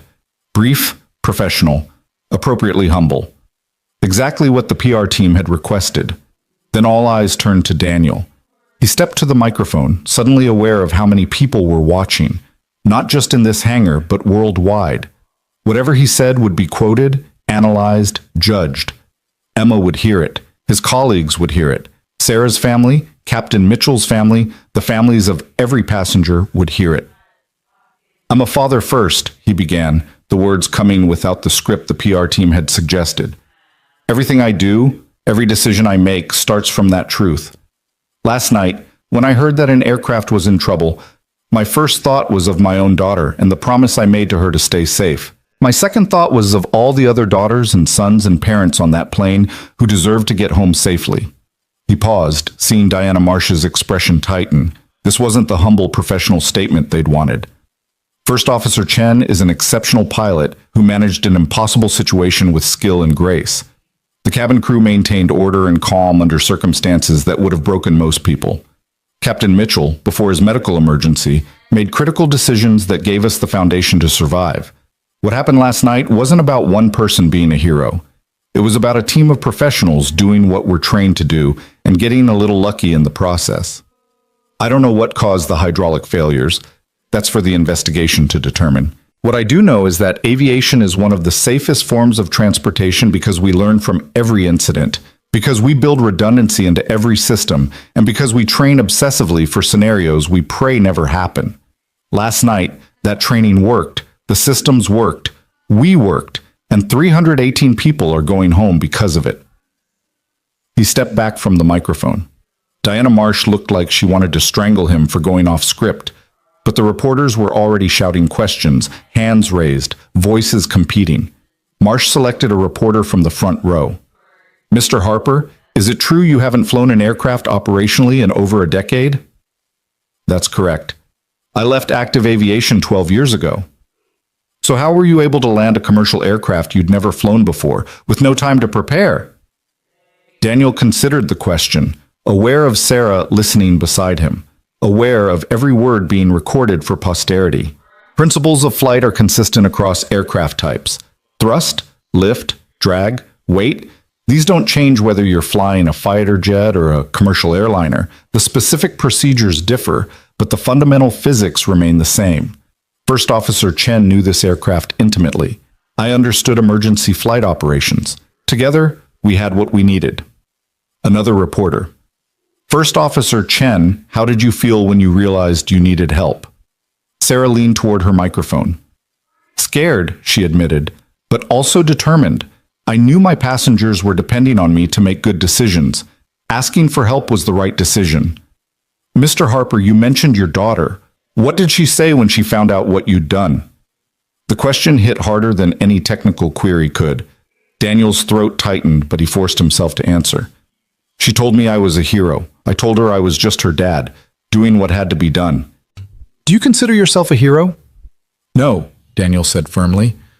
I consider myself fortunate that I was in a position to help and had the training to do so. The real heroes are the people who helped me keep my promise to come home. First Officer Chen, the cabin crew, the emergency responders.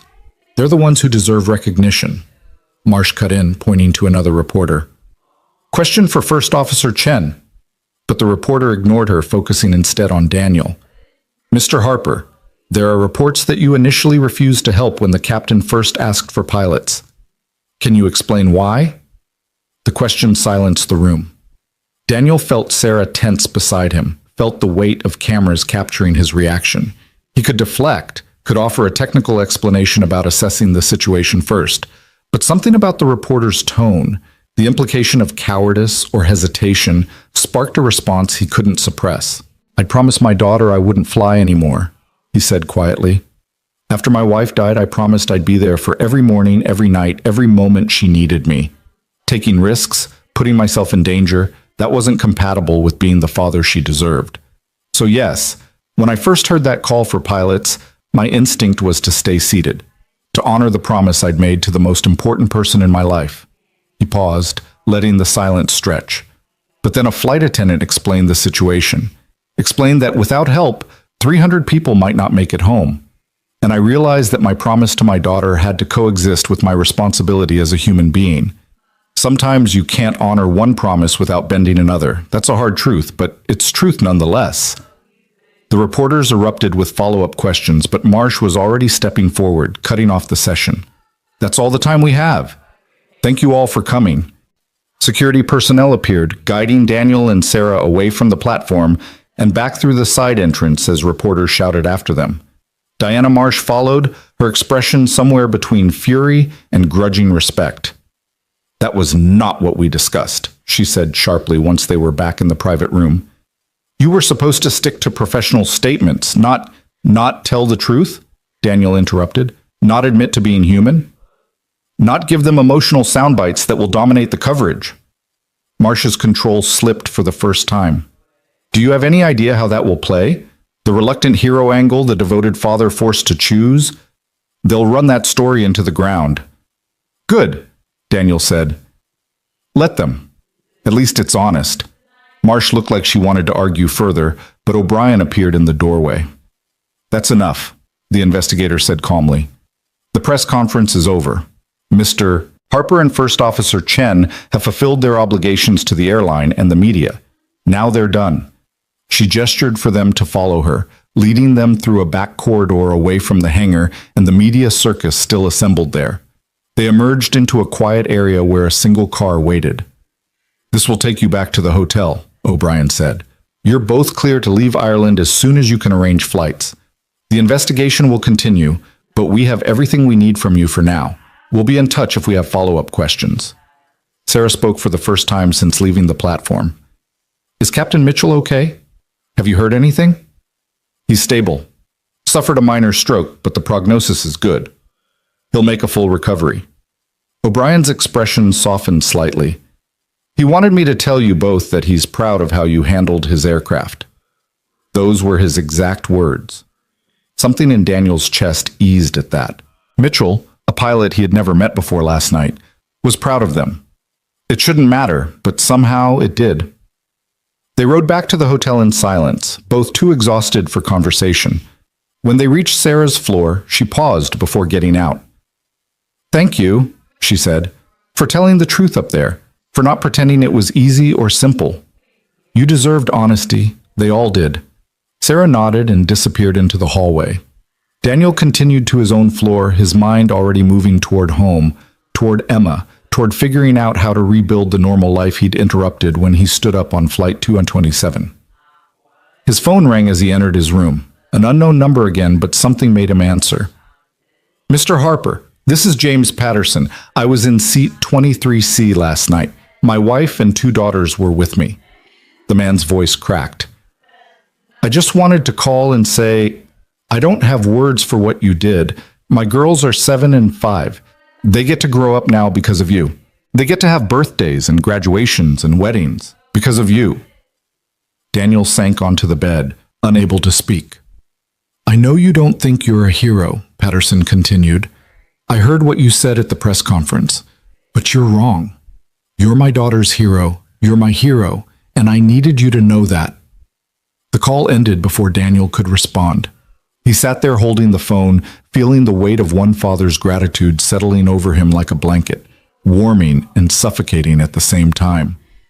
318 people, 318 stories like Patterson's, families who got to stay intact, futures that got to unfold, and one promise to a 7-year-old girl that would never be quite the same again.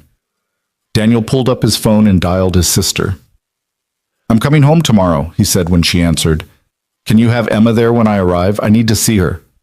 Of course, she can't wait to see you either. She's been practicing what she's going to say when you walk in. What's that? Jessica's smile was audible through the phone. That she's proud of you. That's all she keeps saying. She's so proud of you. Daniel closed his eyes, finally letting the tears come that he'd been holding back since the moment he'd stepped into that cockpit. Proud. His daughter was proud. Maybe that was enough. Maybe that was everything. The flight home departed Shannon at 9 the next morning, a different airline, a different aircraft, but the same Atlantic crossing that had nearly ended in disaster 48 hours earlier. Daniel sat in seat 12A this time, watching through the window as Ireland disappeared beneath cloud cover, his chest tight with the kind of anxiety he'd never experienced in thousands of hours of flight time. Every sound registered with hyper-awareness. The change in engine pitch during climb, the hydraulic whine of flaps retracting, the subtle vibration of air flowing over control surfaces. His body cataloged each sensation against a mental database of normal versus abnormal, alert for any deviation that might signal the beginning of another cascade failure. First time back in the air since the incident, Daniel turned to find an older gentleman in 12B watching him with knowing eyes. Military bearing, silver hair cut precise and short, the kind of posture that never entirely faded even decades after service ended. That obvious? Daniel asked. Only to someone who's been there. I flew Hueys in Vietnam, took me 3 months to get back in a helicopter after we got shot down outside Da Nang. The man extended his hand. Robert Cassidy. And yes, I know who you are. Saw the press conference. Hell of a thing you did. Daniel shook his hand, the grip firm and assured. Daniel Harper. And I'm trying not to think about it too much. That's the problem with almost dying. Makes you acutely aware of how thin the margin really is between routine and catastrophe. Cassidy settled back in his seat, his gaze still sharp despite his years.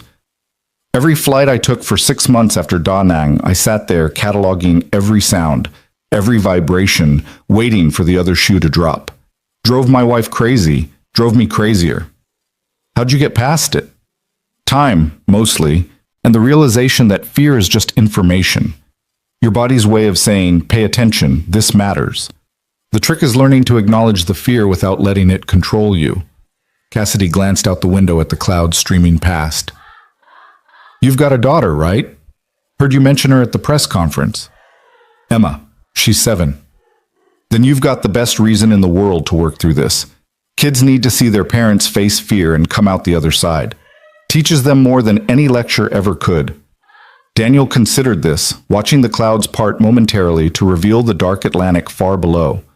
The same ocean he'd crossed 2 nights ago, the same impossible distance between continents. But that flight had ended with everyone walking away. This one would too.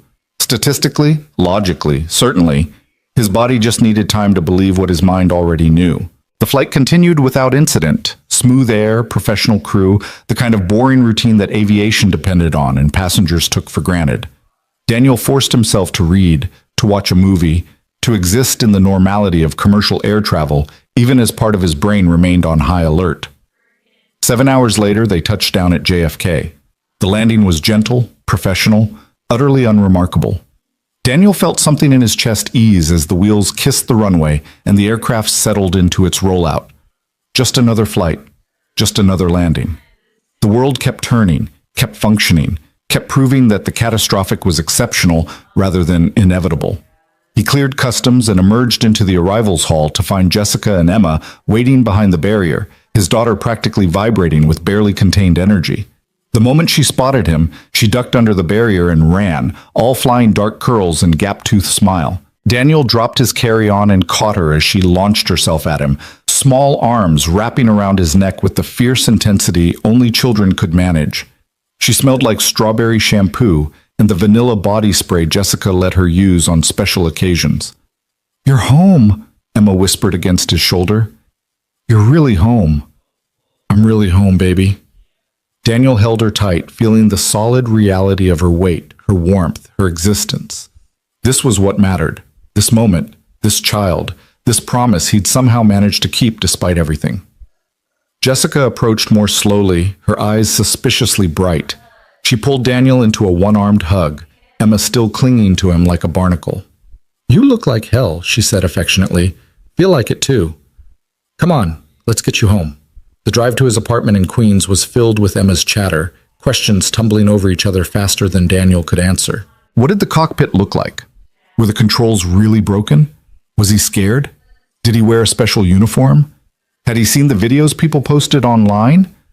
That last question made Daniel glance at Jessica, who shrugged apologetically. "She Googled you," his sister admitted. "I couldn't stop her. Every kid in her class was talking about it." "What did you see, Em?" Daniel asked carefully. "Videos from inside the plane, people were crying and praying and stuff, and then videos of everyone getting off the plane, and they were all happy and hugging." Emma twisted in her seat to look at him directly. "Mrs. Patterson said you're a real hero, like from the movies. She said we should be really proud." "What do you think?" Daniel asked. "Not what Mrs. Patterson said. What do you think?" Emma was quiet for a long moment, her expression serious in the way children's faces sometimes became when grappling with concepts too large for their vocabulary. "I think you were scared, but you helped anyway," she said finally. "That's what heroes do, right? They're scared, but they do it anyway because people need help." Daniel's throat tightened. "Yeah, sweetheart, that's exactly what heroes do." "So you're my hero." Emma said it with absolute certainty, then turned back around in her seat, apparently considering the matter completely settled. Jessica caught Daniel's eye in the rear-view mirror, her expression saying everything she couldn't voice with Emma present. Pride and concern and relief mixed together, the complex emotions of family watching family navigate impossible situations. They reached Daniel's apartment as late afternoon faded into evening, the autumn light painting everything in shades of gold and amber. The building looked exactly the same as when he'd left for Germany a week ago, but Daniel felt like he was seeing it through different eyes. The security door he'd walked through 1,000 times. The elevator that always squeaked on the 3rd floor. The hallway with Mrs. Chen's door that always smelled like ginger and garlic. Home. Ordinary, familiar, safe. Emma ran ahead to their apartment door, waiting impatiently for Daniel to unlock it. The moment he did, she disappeared inside, calling back, "I have to show you something." Daniel and Jessica followed more slowly. His sister touched his arm, stopping him just inside the doorway. "The press has been calling," she said quietly. "Your office too. Apparently there's been a lot of interest in interviews, appearances, that sort of thing. I've been letting everything go to voicemail, but you should know it's not going to just disappear." "I'm not doing interviews." "I figured, but they're persistent. And Daniel..." She hesitated. "Some of the passengers have been posting about wanting to thank you in person. There's this whole thing online, people organizing some kind of event. It's sweet, but also kind of overwhelming." Daniel closed his eyes briefly. Of course there was. In the age of social media, nothing stayed private, nothing stayed simple. A crisis became a story became content, content became something to be shared and discussed and transformed into whatever narrative people wanted to attach to it. "I just want things to go back to normal," he said. "I know." But normal might look a little different now. Emma reappeared clutching a piece of construction paper covered in crayon drawings. An airplane, recognizable despite the creative interpretation of aerodynamics, dominated the center, surrounded by hearts and stars. At the top, in Emma's careful 7-year-old printing, "My Daddy the Hero." "I made it at school," she announced proudly. "Everyone signed it, see?" She pointed to the various names scrawled around the margins in different colors and handwriting styles. "And Mrs. Patterson wrote this part." Daniel read the teacher's edition, written in neat adult script at the bottom. "Emma, your father showed us all what courage and selflessness look like. You should be very proud." "It's beautiful, Em," Daniel managed, his voice rough. "Thank you."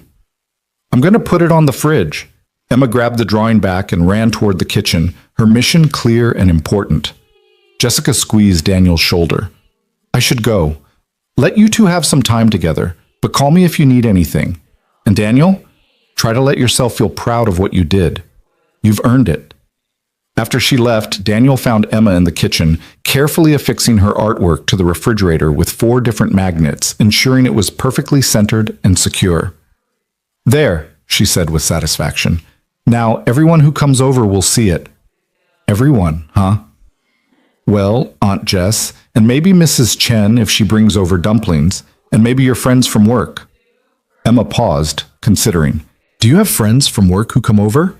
Daniel laughed despite the exhaustion pulling at him. "Not usually, no." "That's sad. You should have more friends." Emma moved to the pantry, pulling out bread and peanut butter with the assurance of someone who knew exactly what she wanted.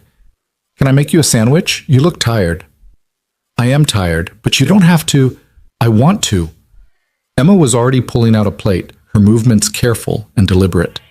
"You always take care of me. Now I get to take care of you."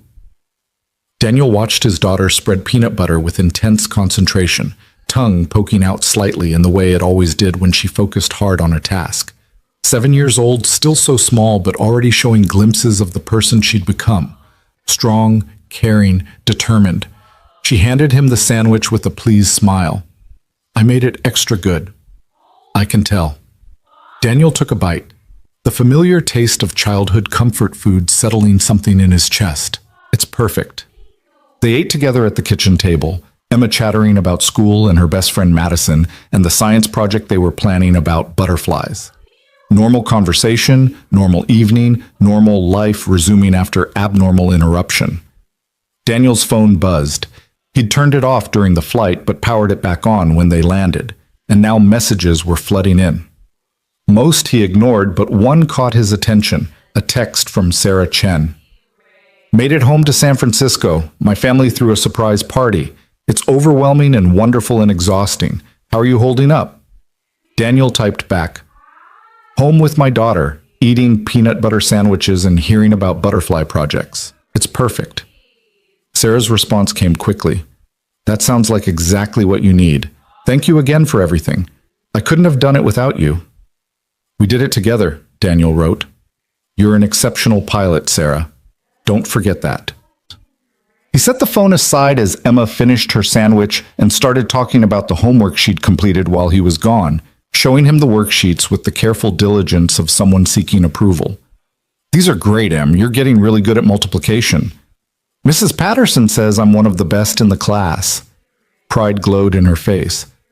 "She also said that being smart runs in families, so I probably get it from you." "Maybe.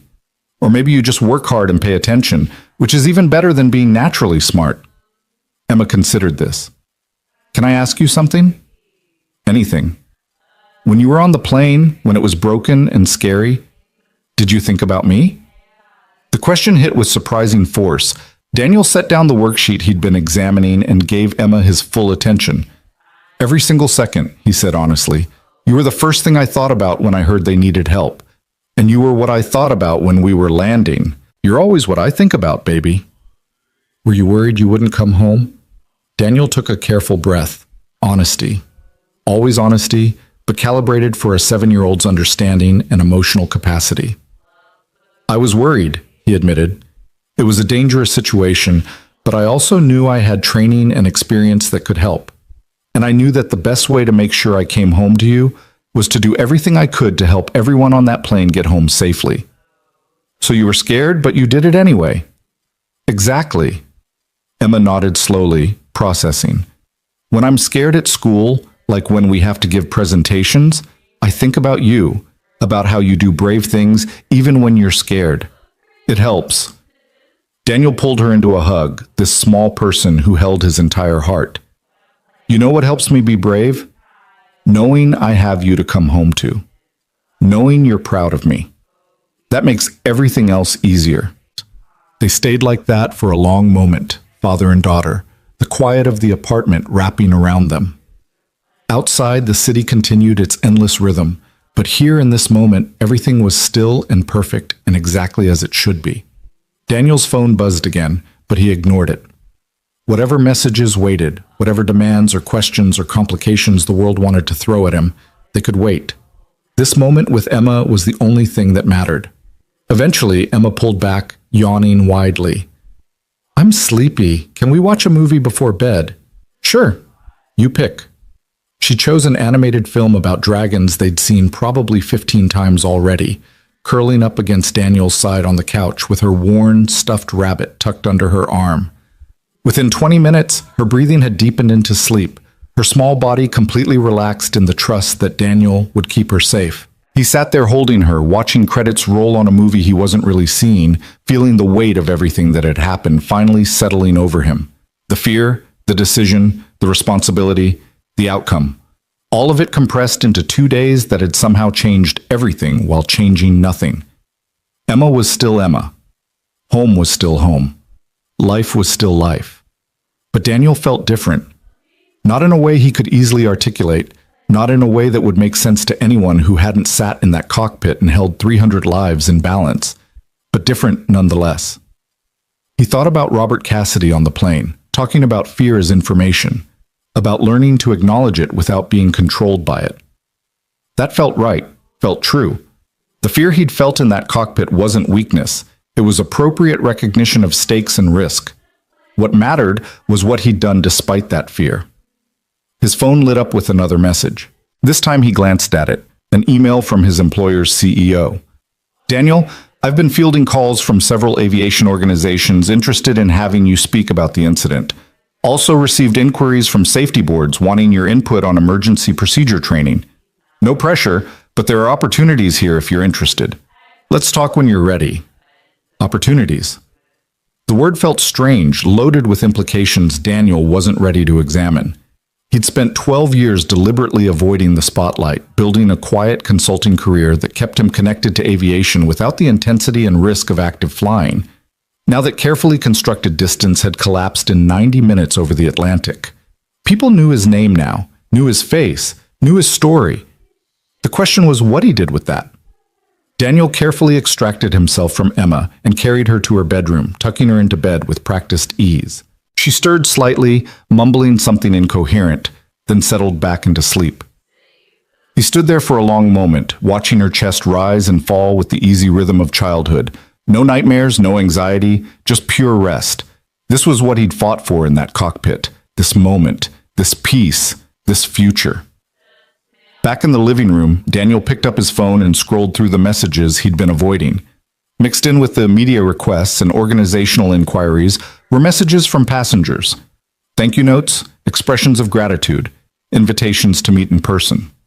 One in particular caught his attention, from a woman named Michelle Torres. Mr. Harper, you don't know me, but I was in seat 31D with my teenage son.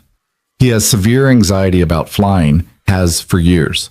We were on that flight because his grandfather is dying in London, and I convinced him the trip was important despite his fear. When everything went wrong, when I thought we were going to crash, I held him and told him to be brave. But I was lying. I wasn't brave. I was terrified. Then I watched you walk to the cockpit, watched the calm determination on your face, and I thought maybe we'd be okay. You gave us hope when hope seemed impossible. My son hasn't stopped talking about it. About how fear and courage can coexist, about how the bravest people are the ones who act despite their terror. He wants to be a pilot now. Can you believe that? After everything, he wants to fly. Thank you for showing him, showing all of us what real courage looks like. Daniel read the message 3 times, feeling something shift in his chest. He'd spent 2 days thinking about what the incident had taken from him: his privacy, his carefully maintained distance from the intensity of aviation, his promise to Emma. But he hadn't really considered what it might have given others. Hope. Courage. A teenage boy who wanted to fly despite his fear. 318 people who got to keep living their lives, pursuing their dreams, facing their challenges. Maybe that was worth the discomfort of attention, the complexity of broken promises, the weight of unwanted heroism. His phone rang. He almost ignored it, but the caller ID showed Patricia O'Brien. "Mr. Harper, I hope I'm not calling too late." "It's fine. What can I do for you?" "I wanted to give you a preliminary update on the investigation. We've analyzed the flight data recorder and conducted initial examinations of the hydraulic systems. The failure appears to have originated from a fatigue crack in a primary hydraulic line that catastrophically ruptured during the turbulence event. The crack had likely been developing for some time, but the stress of the turbulence caused total failure." Daniel's engineering background immediately grasped the implications. So it was a maintenance issue? Something that should have been caught during inspection? That's what we're investigating.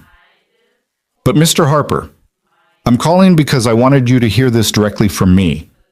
Based on our analysis, if you hadn't been on that aircraft, if you hadn't assisted First Officer Chen with the landing, the outcome would almost certainly have been catastrophic. The combination of total hydraulic failure and crosswind conditions, with only a minimally experienced pilot at the controls." She paused. "The survival rate for those conditions is less than 20%. Your intervention didn't just help, it was likely the difference between everyone walking away and a mass casualty event." The words settled over Daniel like a physical weight. Less than 20%. He'd estimated 60% odds during the landing, but that had been optimistic, apparently. The reality was so much worse. "I thought you should know," O'Brien continued, "not for any official purpose, but because you deserve to understand the full scope of what you accomplished, what you and First Officer Chen accomplished together. Thank you for telling me. There's one more thing. Several aviation organizations have reached out about potential recognition.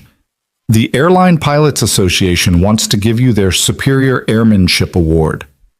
The Flight Safety Foundation is interested in having you contribute to their emergency procedure training programs. I know you value your privacy, but these are opportunities to share knowledge that could save lives in future incidents." Daniel thought about Michelle Torres's message, about her son wanting to become a pilot, about all the future pilots who might face similar emergencies and benefit from understanding what worked, what didn't, what made the difference between catastrophe and survival. "I'll think about it," he said. "That's all I ask. Get some rest, Mr. Harper. You've earned it." After the call ended, Daniel sat in the quiet apartment, processing. Less than 20% survival rate. The numbers kept circling in his mind, stark and unforgiving. He'd saved not just 318 lives, but had defied odds that should have killed them all. The responsibility of that felt impossibly heavy, but so did the opportunity. He pulled up his email and began typing a response to his employer's CEO.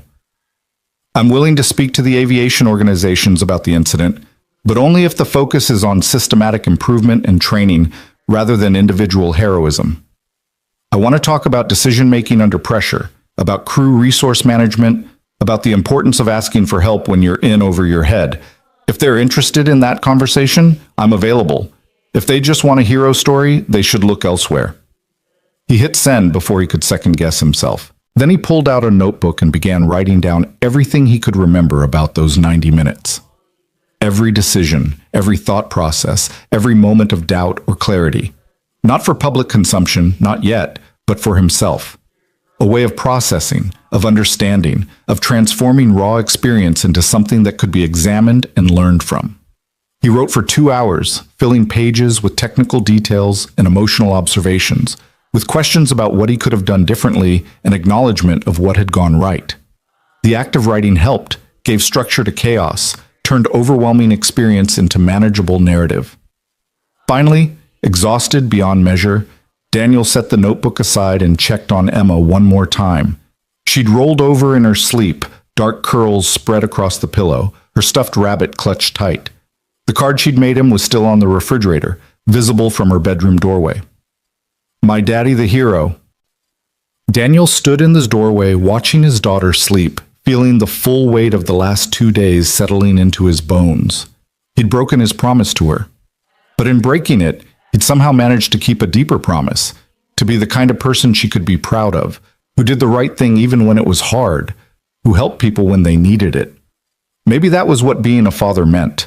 Not keeping every promise perfectly, but honoring the spirit of those promises even when circumstances forced difficult choices. He thought about what he'd tell Emma when she was older, when she could understand the complexity of that night. He'd tell her about fear and courage coexisting, about how the scariest moments often required the bravest actions, about how asking for help was strength, not weakness, about how 318 families got to stay together because people chose to trust each other when it mattered most. And he'd tell her that, through it all, she was what kept him grounded, kept him focused, kept him fighting to bring everyone home safely. Because that was the truth. The promise he'd made to her hadn't been broken. It had been tested and proven stronger than he'd known. He'd promised to come home. And he had.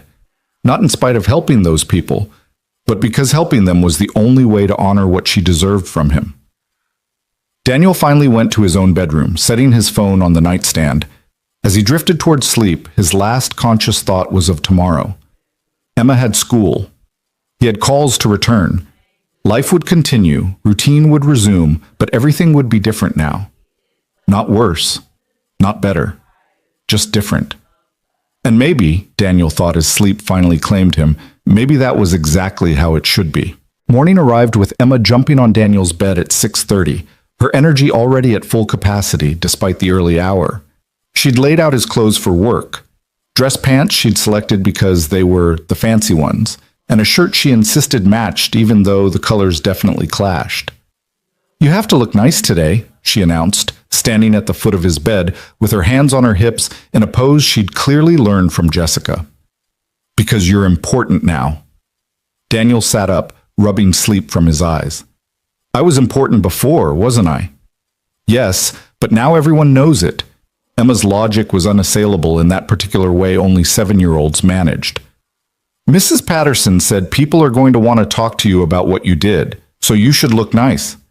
She wasn't wrong. Daniel's phone showed 6 new voicemail messages and 14 emails, all received since he'd fallen asleep. The world wasn't going to let him slip back into anonymity just because he wanted it. He got Emma ready for school, making her favorite breakfast of chocolate chip pancakes while she chattered about a spelling test she had that afternoon. Normal routine, normal morning, except for the way his phone kept buzzing with incoming messages and the knowledge that everything had fundamentally shifted. The walk to Emma's school was only 4 blocks, a route they'd traveled hundreds of times. But today felt different. People looked at Daniel with recognition, some offering smiles or nods, others whispering to companions as he passed. Word had spread through the neighborhood, apparently. Mrs. Chen from his building had left dumplings outside his door with a note. For the hero, eat, get strong. At the school entrance, Emma's teacher, Mrs. Patterson, was waiting, her expression warm but tinged with something else. Expectation, maybe? Or the particular awareness that came from teaching a child whose parent had suddenly become noteworthy. "Mr. Harper, I'm so glad you're back safely," she said, shaking his hand with both of hers. "Emma has been so brave while you were gone, but I know she missed you terribly." "I missed her too. The children have been talking about what happened, of course. I tried to frame it as a learning opportunity about courage and helping others." Mrs. Patterson hesitated. "I hope that was appropriate." "It was perfect. Thank you for taking care of her." Emma hugged him fiercely before running off to join her friends, who immediately surrounded her with questions Daniel couldn't hear but could imagine. He watched her for a moment, animated and confident, clearly enjoying her temporary celebrity status. The walk back to the apartment was quieter, giving Daniel time to steel himself for what came next. He couldn't avoid the world forever. Decisions had to be made about the opportunities O'Brien had mentioned, about how much of his privacy he was willing to sacrifice for the potential good that could come from sharing his experience. His phone rang as he reached his building. The caller ID showed his employer's CEO, Richard Morrison. Daniel, glad I caught you. Have you had a chance to think about the speaking opportunities? Some.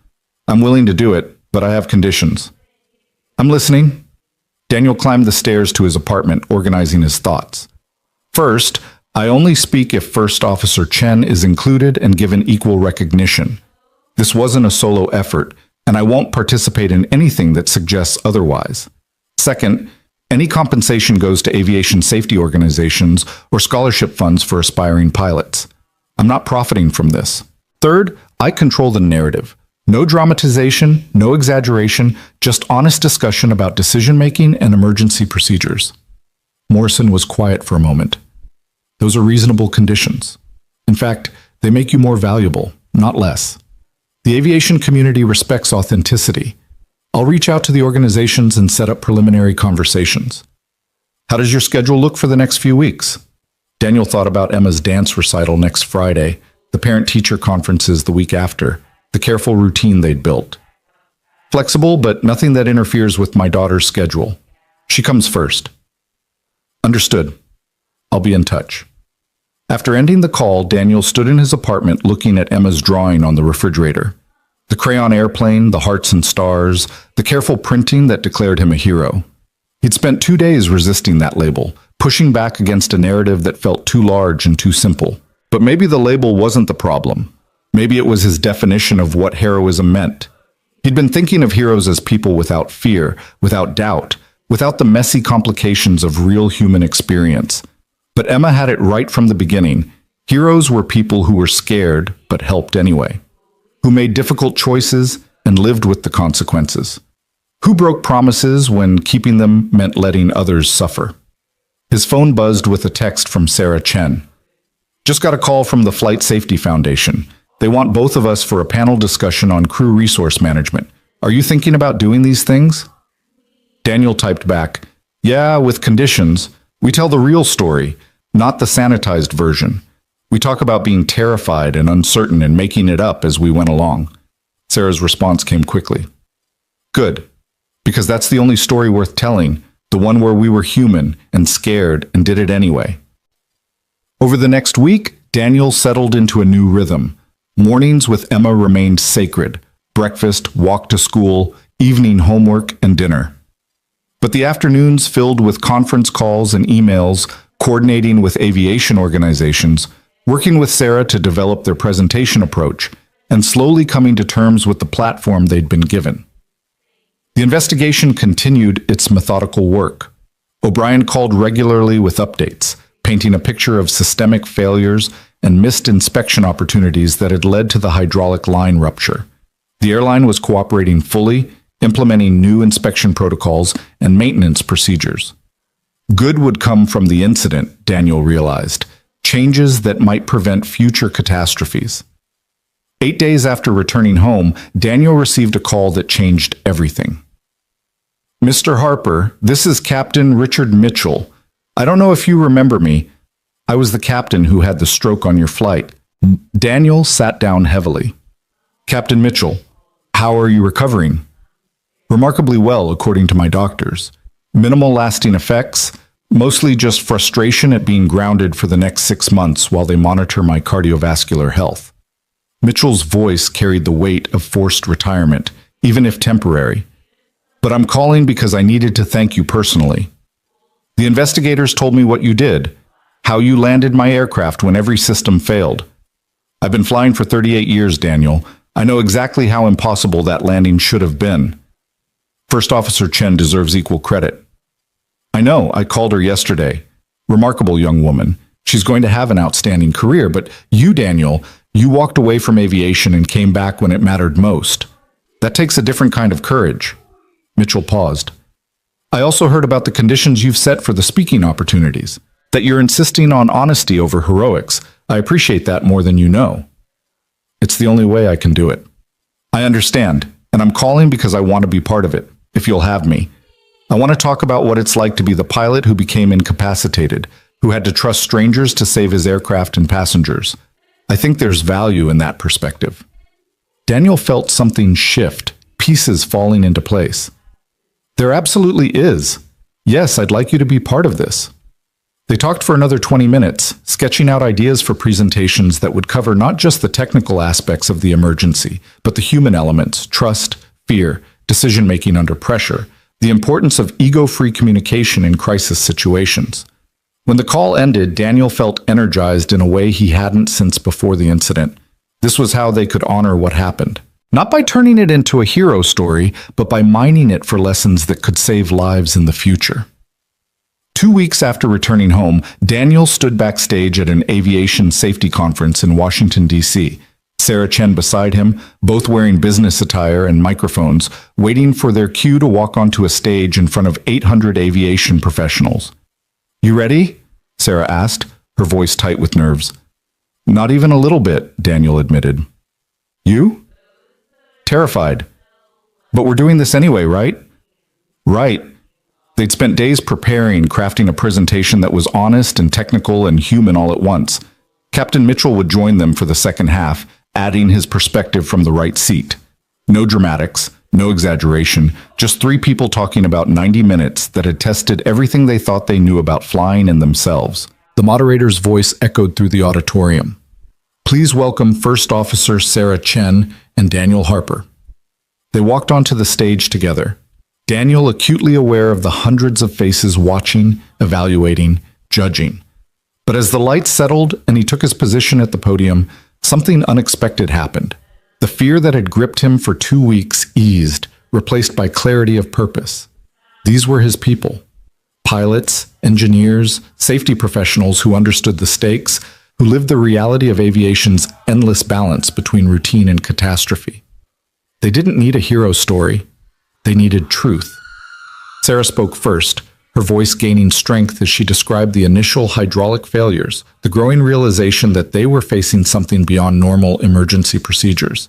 She didn't minimize her fear or her initial uncertainty. She owned it, made it part of the narrative. Then it was Daniel's turn. He talked about hearing the captain's call for pilots and his visceral desire to stay seated, to honor his promise to Emma. About the flight attendant who'd made him understand the stakes, about walking to the cockpit and seeing the warning lights and knowing they were in serious trouble. "I need to be clear about something," Daniel said, gripping the podium. "I wasn't confident we'd survive. I gave us maybe 60% odds at best, and that was optimistic. The investigation later determined we had less than a 20% survival rate given the conditions. Those aren't good numbers. Those are terrifying numbers." He paused, letting that sink in. But we had a few things working in our favor.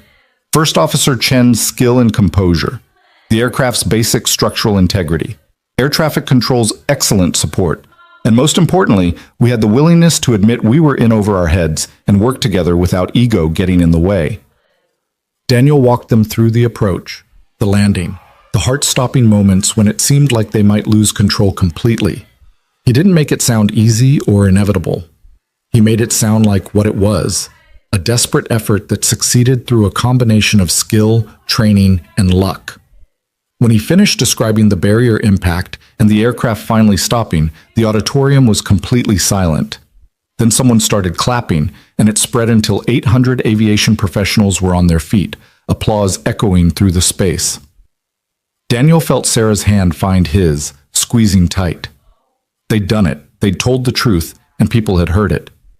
Captain Mitchell joined them for the question and answer session, and the conversation that followed was rich and technical and exactly what Daniel had hoped for. People asked about decision trees, about communication protocols, about the specific flight characteristics of differential thrust control. They asked Mitchell about what he remembered before losing consciousness, about the psychological impact of knowing his medical emergency had put everyone at risk. The questions were respectful, curious, focused on learning rather than sensationalism. Afterward, people lined up to speak with them. Pilots who'd faced their own emergencies. Students who wanted advice. Instructors who wanted to incorporate their experience into training programs. Each conversation reinforced that this was the right choice, that sharing their story could genuinely make aviation safer. An older woman approached near the end, her badge identifying her as a representative from the Flight Safety Foundation. "Mr. Harper, First Officer Chen, Captain Mitchell, that was the most valuable presentation I've heard in my 30 years with this organization. Would you consider developing this into a formal training module? We'd want to work with you to create scenarios, discussion points, simulation parameters. Make this available to flight schools worldwide. Daniel looked at Sarah and Mitchell, seeing his own surprise and pride reflected in their faces. Yes, Sarah said. Absolutely yes. The woman smiled. Excellent. Let's set up a meeting to discuss details. As the conference hall emptied and they finally had a moment to themselves, the three of them stood together, an unlikely team bound by 90 minutes over the Atlantic. Thank you both, Mitchell said quietly, for saving my aircraft, for saving those people, and for doing this, for making something meaningful from what happened. Thank you for trusting us, Sarah replied. I can't imagine how hard it was to lie there knowing the aircraft was in trouble and not being able to do anything.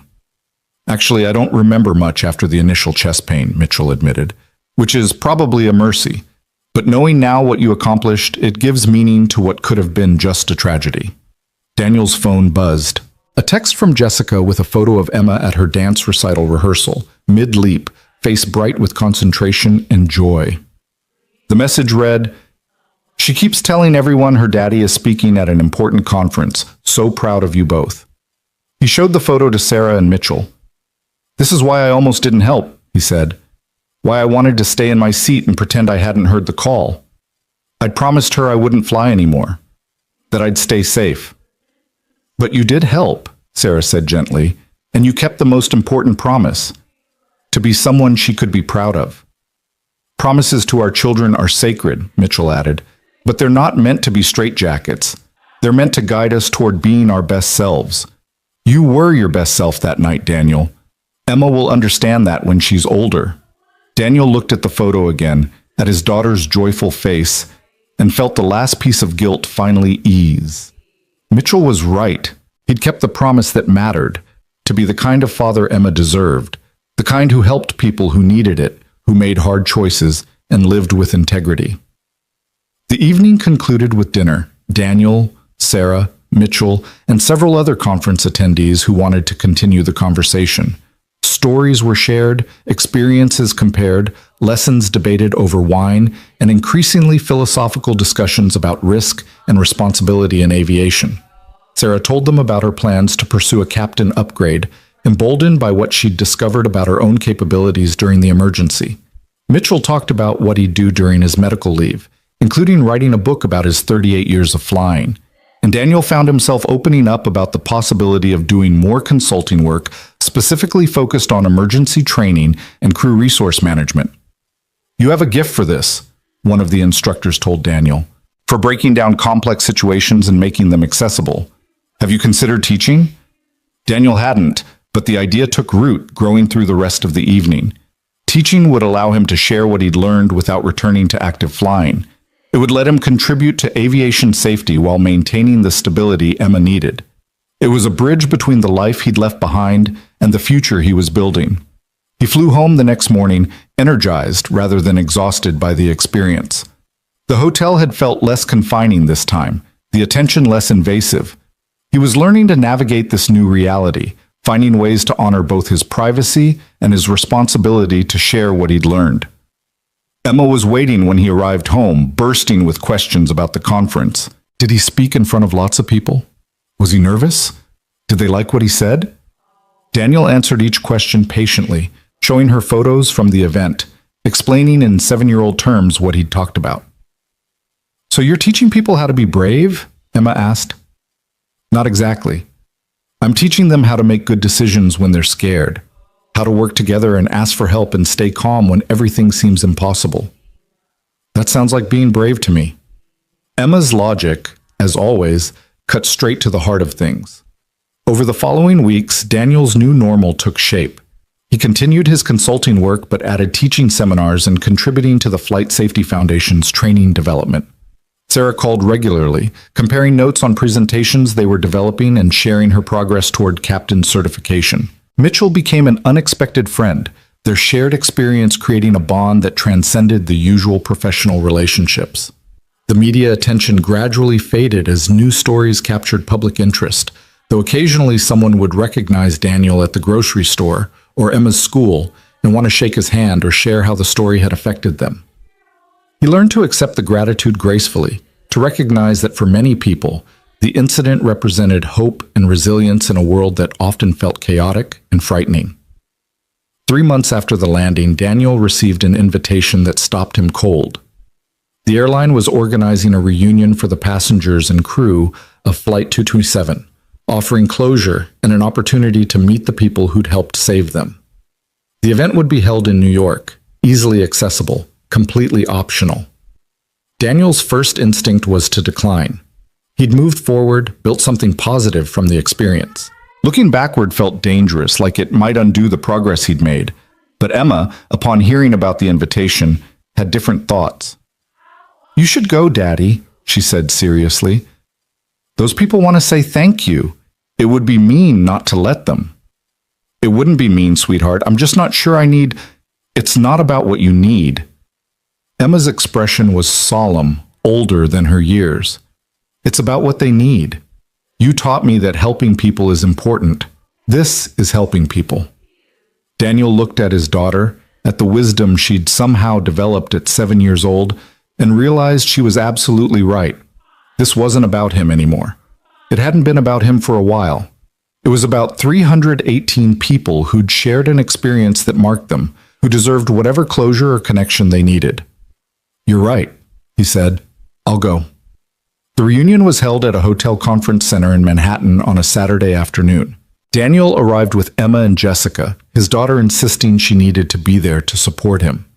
Sarah flew in from San Francisco, and Mitchell drove up from Virginia. The three of them met in the lobby before the event, a moment of solidarity before facing whatever waited inside. "Ready?" Sarah asked. "Not even a little bit," Daniel admitted, echoing their conversation before the aviation conference. "But we're doing this anyway." They entered the ballroom together. It was packed with people. Passengers Daniel didn't recognize, flight attendants he remembered from that night, and everywhere the buzz of conversation and emotion barely contained. A banner stretched across one wall. Flight 227 reunion, gratitude and healing. The moment someone spotted them, a hush fell over the room. Then, as if choreographed, people began to applaud. Not the polite applause of a conference audience, but something raw and heartfelt and overwhelming. People were crying, smiling, reaching out to touch them as they moved through the room. A man Daniel recognized from the press conference photo, James Patterson, approached with 2 young girls holding his hands. "Mr. Harper, these are my daughters, Sophie and Grace. Girls, this is the man I told you about." The younger girl, maybe 5 years old, looked up at Daniel with wide eyes. "Daddy said you saved us." Daniel knelt down to her level, his throat tight. "Your daddy helped save you by staying calm and helping others stay calm too. Everyone on that plane helped save everyone else." "But you flew the plane," the older girl said. "That's pretty cool." "You know what's cooler? Your dad bringing you here to say hello. That takes courage too." Patterson's eyes were bright with tears. "Thank you for everything, for my daughter's futures, for every birthday and graduation and moment I get to be their father. Thank you." Similar encounters followed, each one chipping away at Daniel's carefully maintained emotional distance. An elderly couple who'd been celebrating their 50th anniversary. A businessman who'd been on his way to his daughter's wedding. A college student heading home for Christmas break. Every person carried a story, a life that had almost ended and instead continued because of what happened that night. Emma stayed close to Daniel's side through it all, her small hand in his, watching quietly as person after person expressed gratitude. At one point, she tugged on his sleeve. "Daddy, there are so many people. You saved all these people. First Officer Chen and I worked together, sweetheart. And Captain Mitchell made good decisions before he got sick, and the flight attendants kept everyone calm. It was teamwork. But you were the most important part," said a voice behind him. Daniel turned to find Margaret, the senior flight attendant from that night. She looked different in civilian clothes, younger somehow, but her eyes held the same perception that had seen through his reluctance in the hotel room in Shannon. "The most important parts were all the pieces working together," Daniel corrected gently. Margaret smiled, still deflecting credit. "I respect that, but you should know, we've stayed in touch, the cabin crew. We talk about that night sometimes, about how scared we were and how your presence changed everything. You gave us confidence when we had none. That mattered." The airline had arranged for brief speeches from the CEO, from Sarah and Daniel, from passengers who wanted to share their experiences. Daniel listened as person after person talked about how the incident had changed them, made them appreciate life more, strengthened their faith, pushed them to reconcile with estranged family members, or pursue delayed dreams. When it was Daniel's turn to speak, he brought Emma with him to the small stage, his daughter's hand firmly gripping his. 3 months ago, I was sitting in seat 8A, trying to sleep, he began. I was exhausted, stressed about work, missing my daughter. I was just another passenger trying to get home. When I heard the call for pilots, every instinct told me to stay seated, to let someone else handle it. I'd made promises about staying out of cockpits, about staying safe for my daughter. He looked down at Emma, who gazed back with complete trust and love. But Emma taught me something important, though she didn't know it at the time. She taught me that promises aren't just about the words we say. They're about the values we hold. I promised to be her father, to be someone she could be proud of. And being that person meant helping when help was needed, even if it meant breaking other promises. Daniel's voice strengthened. I want to thank First Officer Sarah Chen, who showed incredible courage and skill under impossible pressure. Captain Richard Mitchell, who made critical decisions before his medical emergency. The cabin crew who maintained order and dignity throughout. And all of you, every passenger who stayed calm, who helped your neighbors, who trusted us to get you home safely. He paused, emotion threatening to overwhelm him. But mostly, I want to thank my daughter. Emma, you gave me the courage to stand up when I wanted to stay seated. You gave me the reason to fight for everyone's survival. Because I knew that when I got home, I had to look you in the eye and explain what I'd done. And I wanted to be able to tell you that I'd helped people who needed it, that I'd been brave even though I was scared, that I'd kept the promises that really mattered. Emma reached up and hugged him, her small arms tight around his waist. The room erupted in applause, but Daniel barely heard it. In this moment, holding his daughter, surrounded by people who were alive because of choices made in extreme circumstances, he finally understood what the past 3 months had been about. It wasn't about heroism or recognition or redemption. It was about connection, the fundamental human truth that we're all responsible for each other, that our choices ripple outward in ways we can't always predict, and that sometimes the hardest thing and the right thing are the same thing. After the formal speeches, the event dissolved into smaller conversations, people sharing contact information and stories, making plans to stay connected. Daniel found himself talking with a wide range of passengers, each interaction reinforcing how many different lives had intersected in that aircraft, how many stories had almost ended and instead continued. Toward the end of the afternoon, a teenager approached hesitantly. He was tall and gangly, maybe 16, with the uncertain posture of someone still growing into himself. Mr. Harper, I'm Marcus Torres. My mom sent you a message a while back about me wanting to be a pilot. Daniel remembered the message, the mother who'd written about her son's anxiety and newfound courage. Marcus, it's good to meet you. Your mom said you're interested in aviation now? Yeah, I was terrified of flying before. Had panic attacks just thinking about getting on a plane. But after what happened, after watching you and First Officer Chen stay calm when everything was going wrong, he paused, searching for words. I realized fear doesn't have to stop you. It's just information, right? You feel it, and you keep going anyway. That's exactly right, Daniel said, seeing Robert Cassidy's wisdom echoed in this teenager's understanding. Are you pursuing flight training? I'm taking ground school classes. My mom's worried I'm just reacting to trauma, but it doesn't feel like that. It feels like I found something that matters. Marcus's eyes were bright with passion. I want to be like you and First Officer Chen. I want to be the person who can help when things go wrong. Daniel felt something shift in his chest, a sense of legacy and responsibility he hadn't fully grasped until this moment. Then let me give you some advice. Learn everything you can. Stay humble. Remember that the best pilots are the ones who never stop being students, who admit when they don't know something, who ask for help when they need it. Can you do that? Yes, sir. Good. Daniel pulled out his phone. Give me your email. I know some excellent flight instructors, and I'm involved with a scholarship program for aspiring pilots. Let me connect you with resources. Marcus's face lit up with joy and disbelief. Really? You do that? Of course. You're exactly the kind of pilot aviation needs. Someone who understands fear but doesn't let it control you. someone who wants to help people. That's what this is all about. As Marcus walked away, clutching Daniel's contact information like a treasure, Sarah appeared at his elbow. "You just changed that kid's life," she said quietly. "Maybe. Or maybe he would have found his way regardless." Daniel watched Marcus rejoin his mother, saw the hug they shared, the excitement in the teenager's gestures as he explained what had happened. "But if I can help, why wouldn't I? Because you didn't sign up for this. You didn't ask to be a role model or a mentor or a symbol." "No," Daniel agreed. "I just asked to get home safely to my daughter. Everything else is—" He trailed off, searching for the right word. "Consequence?" Sarah suggested. "Responsibility? Opportunity?"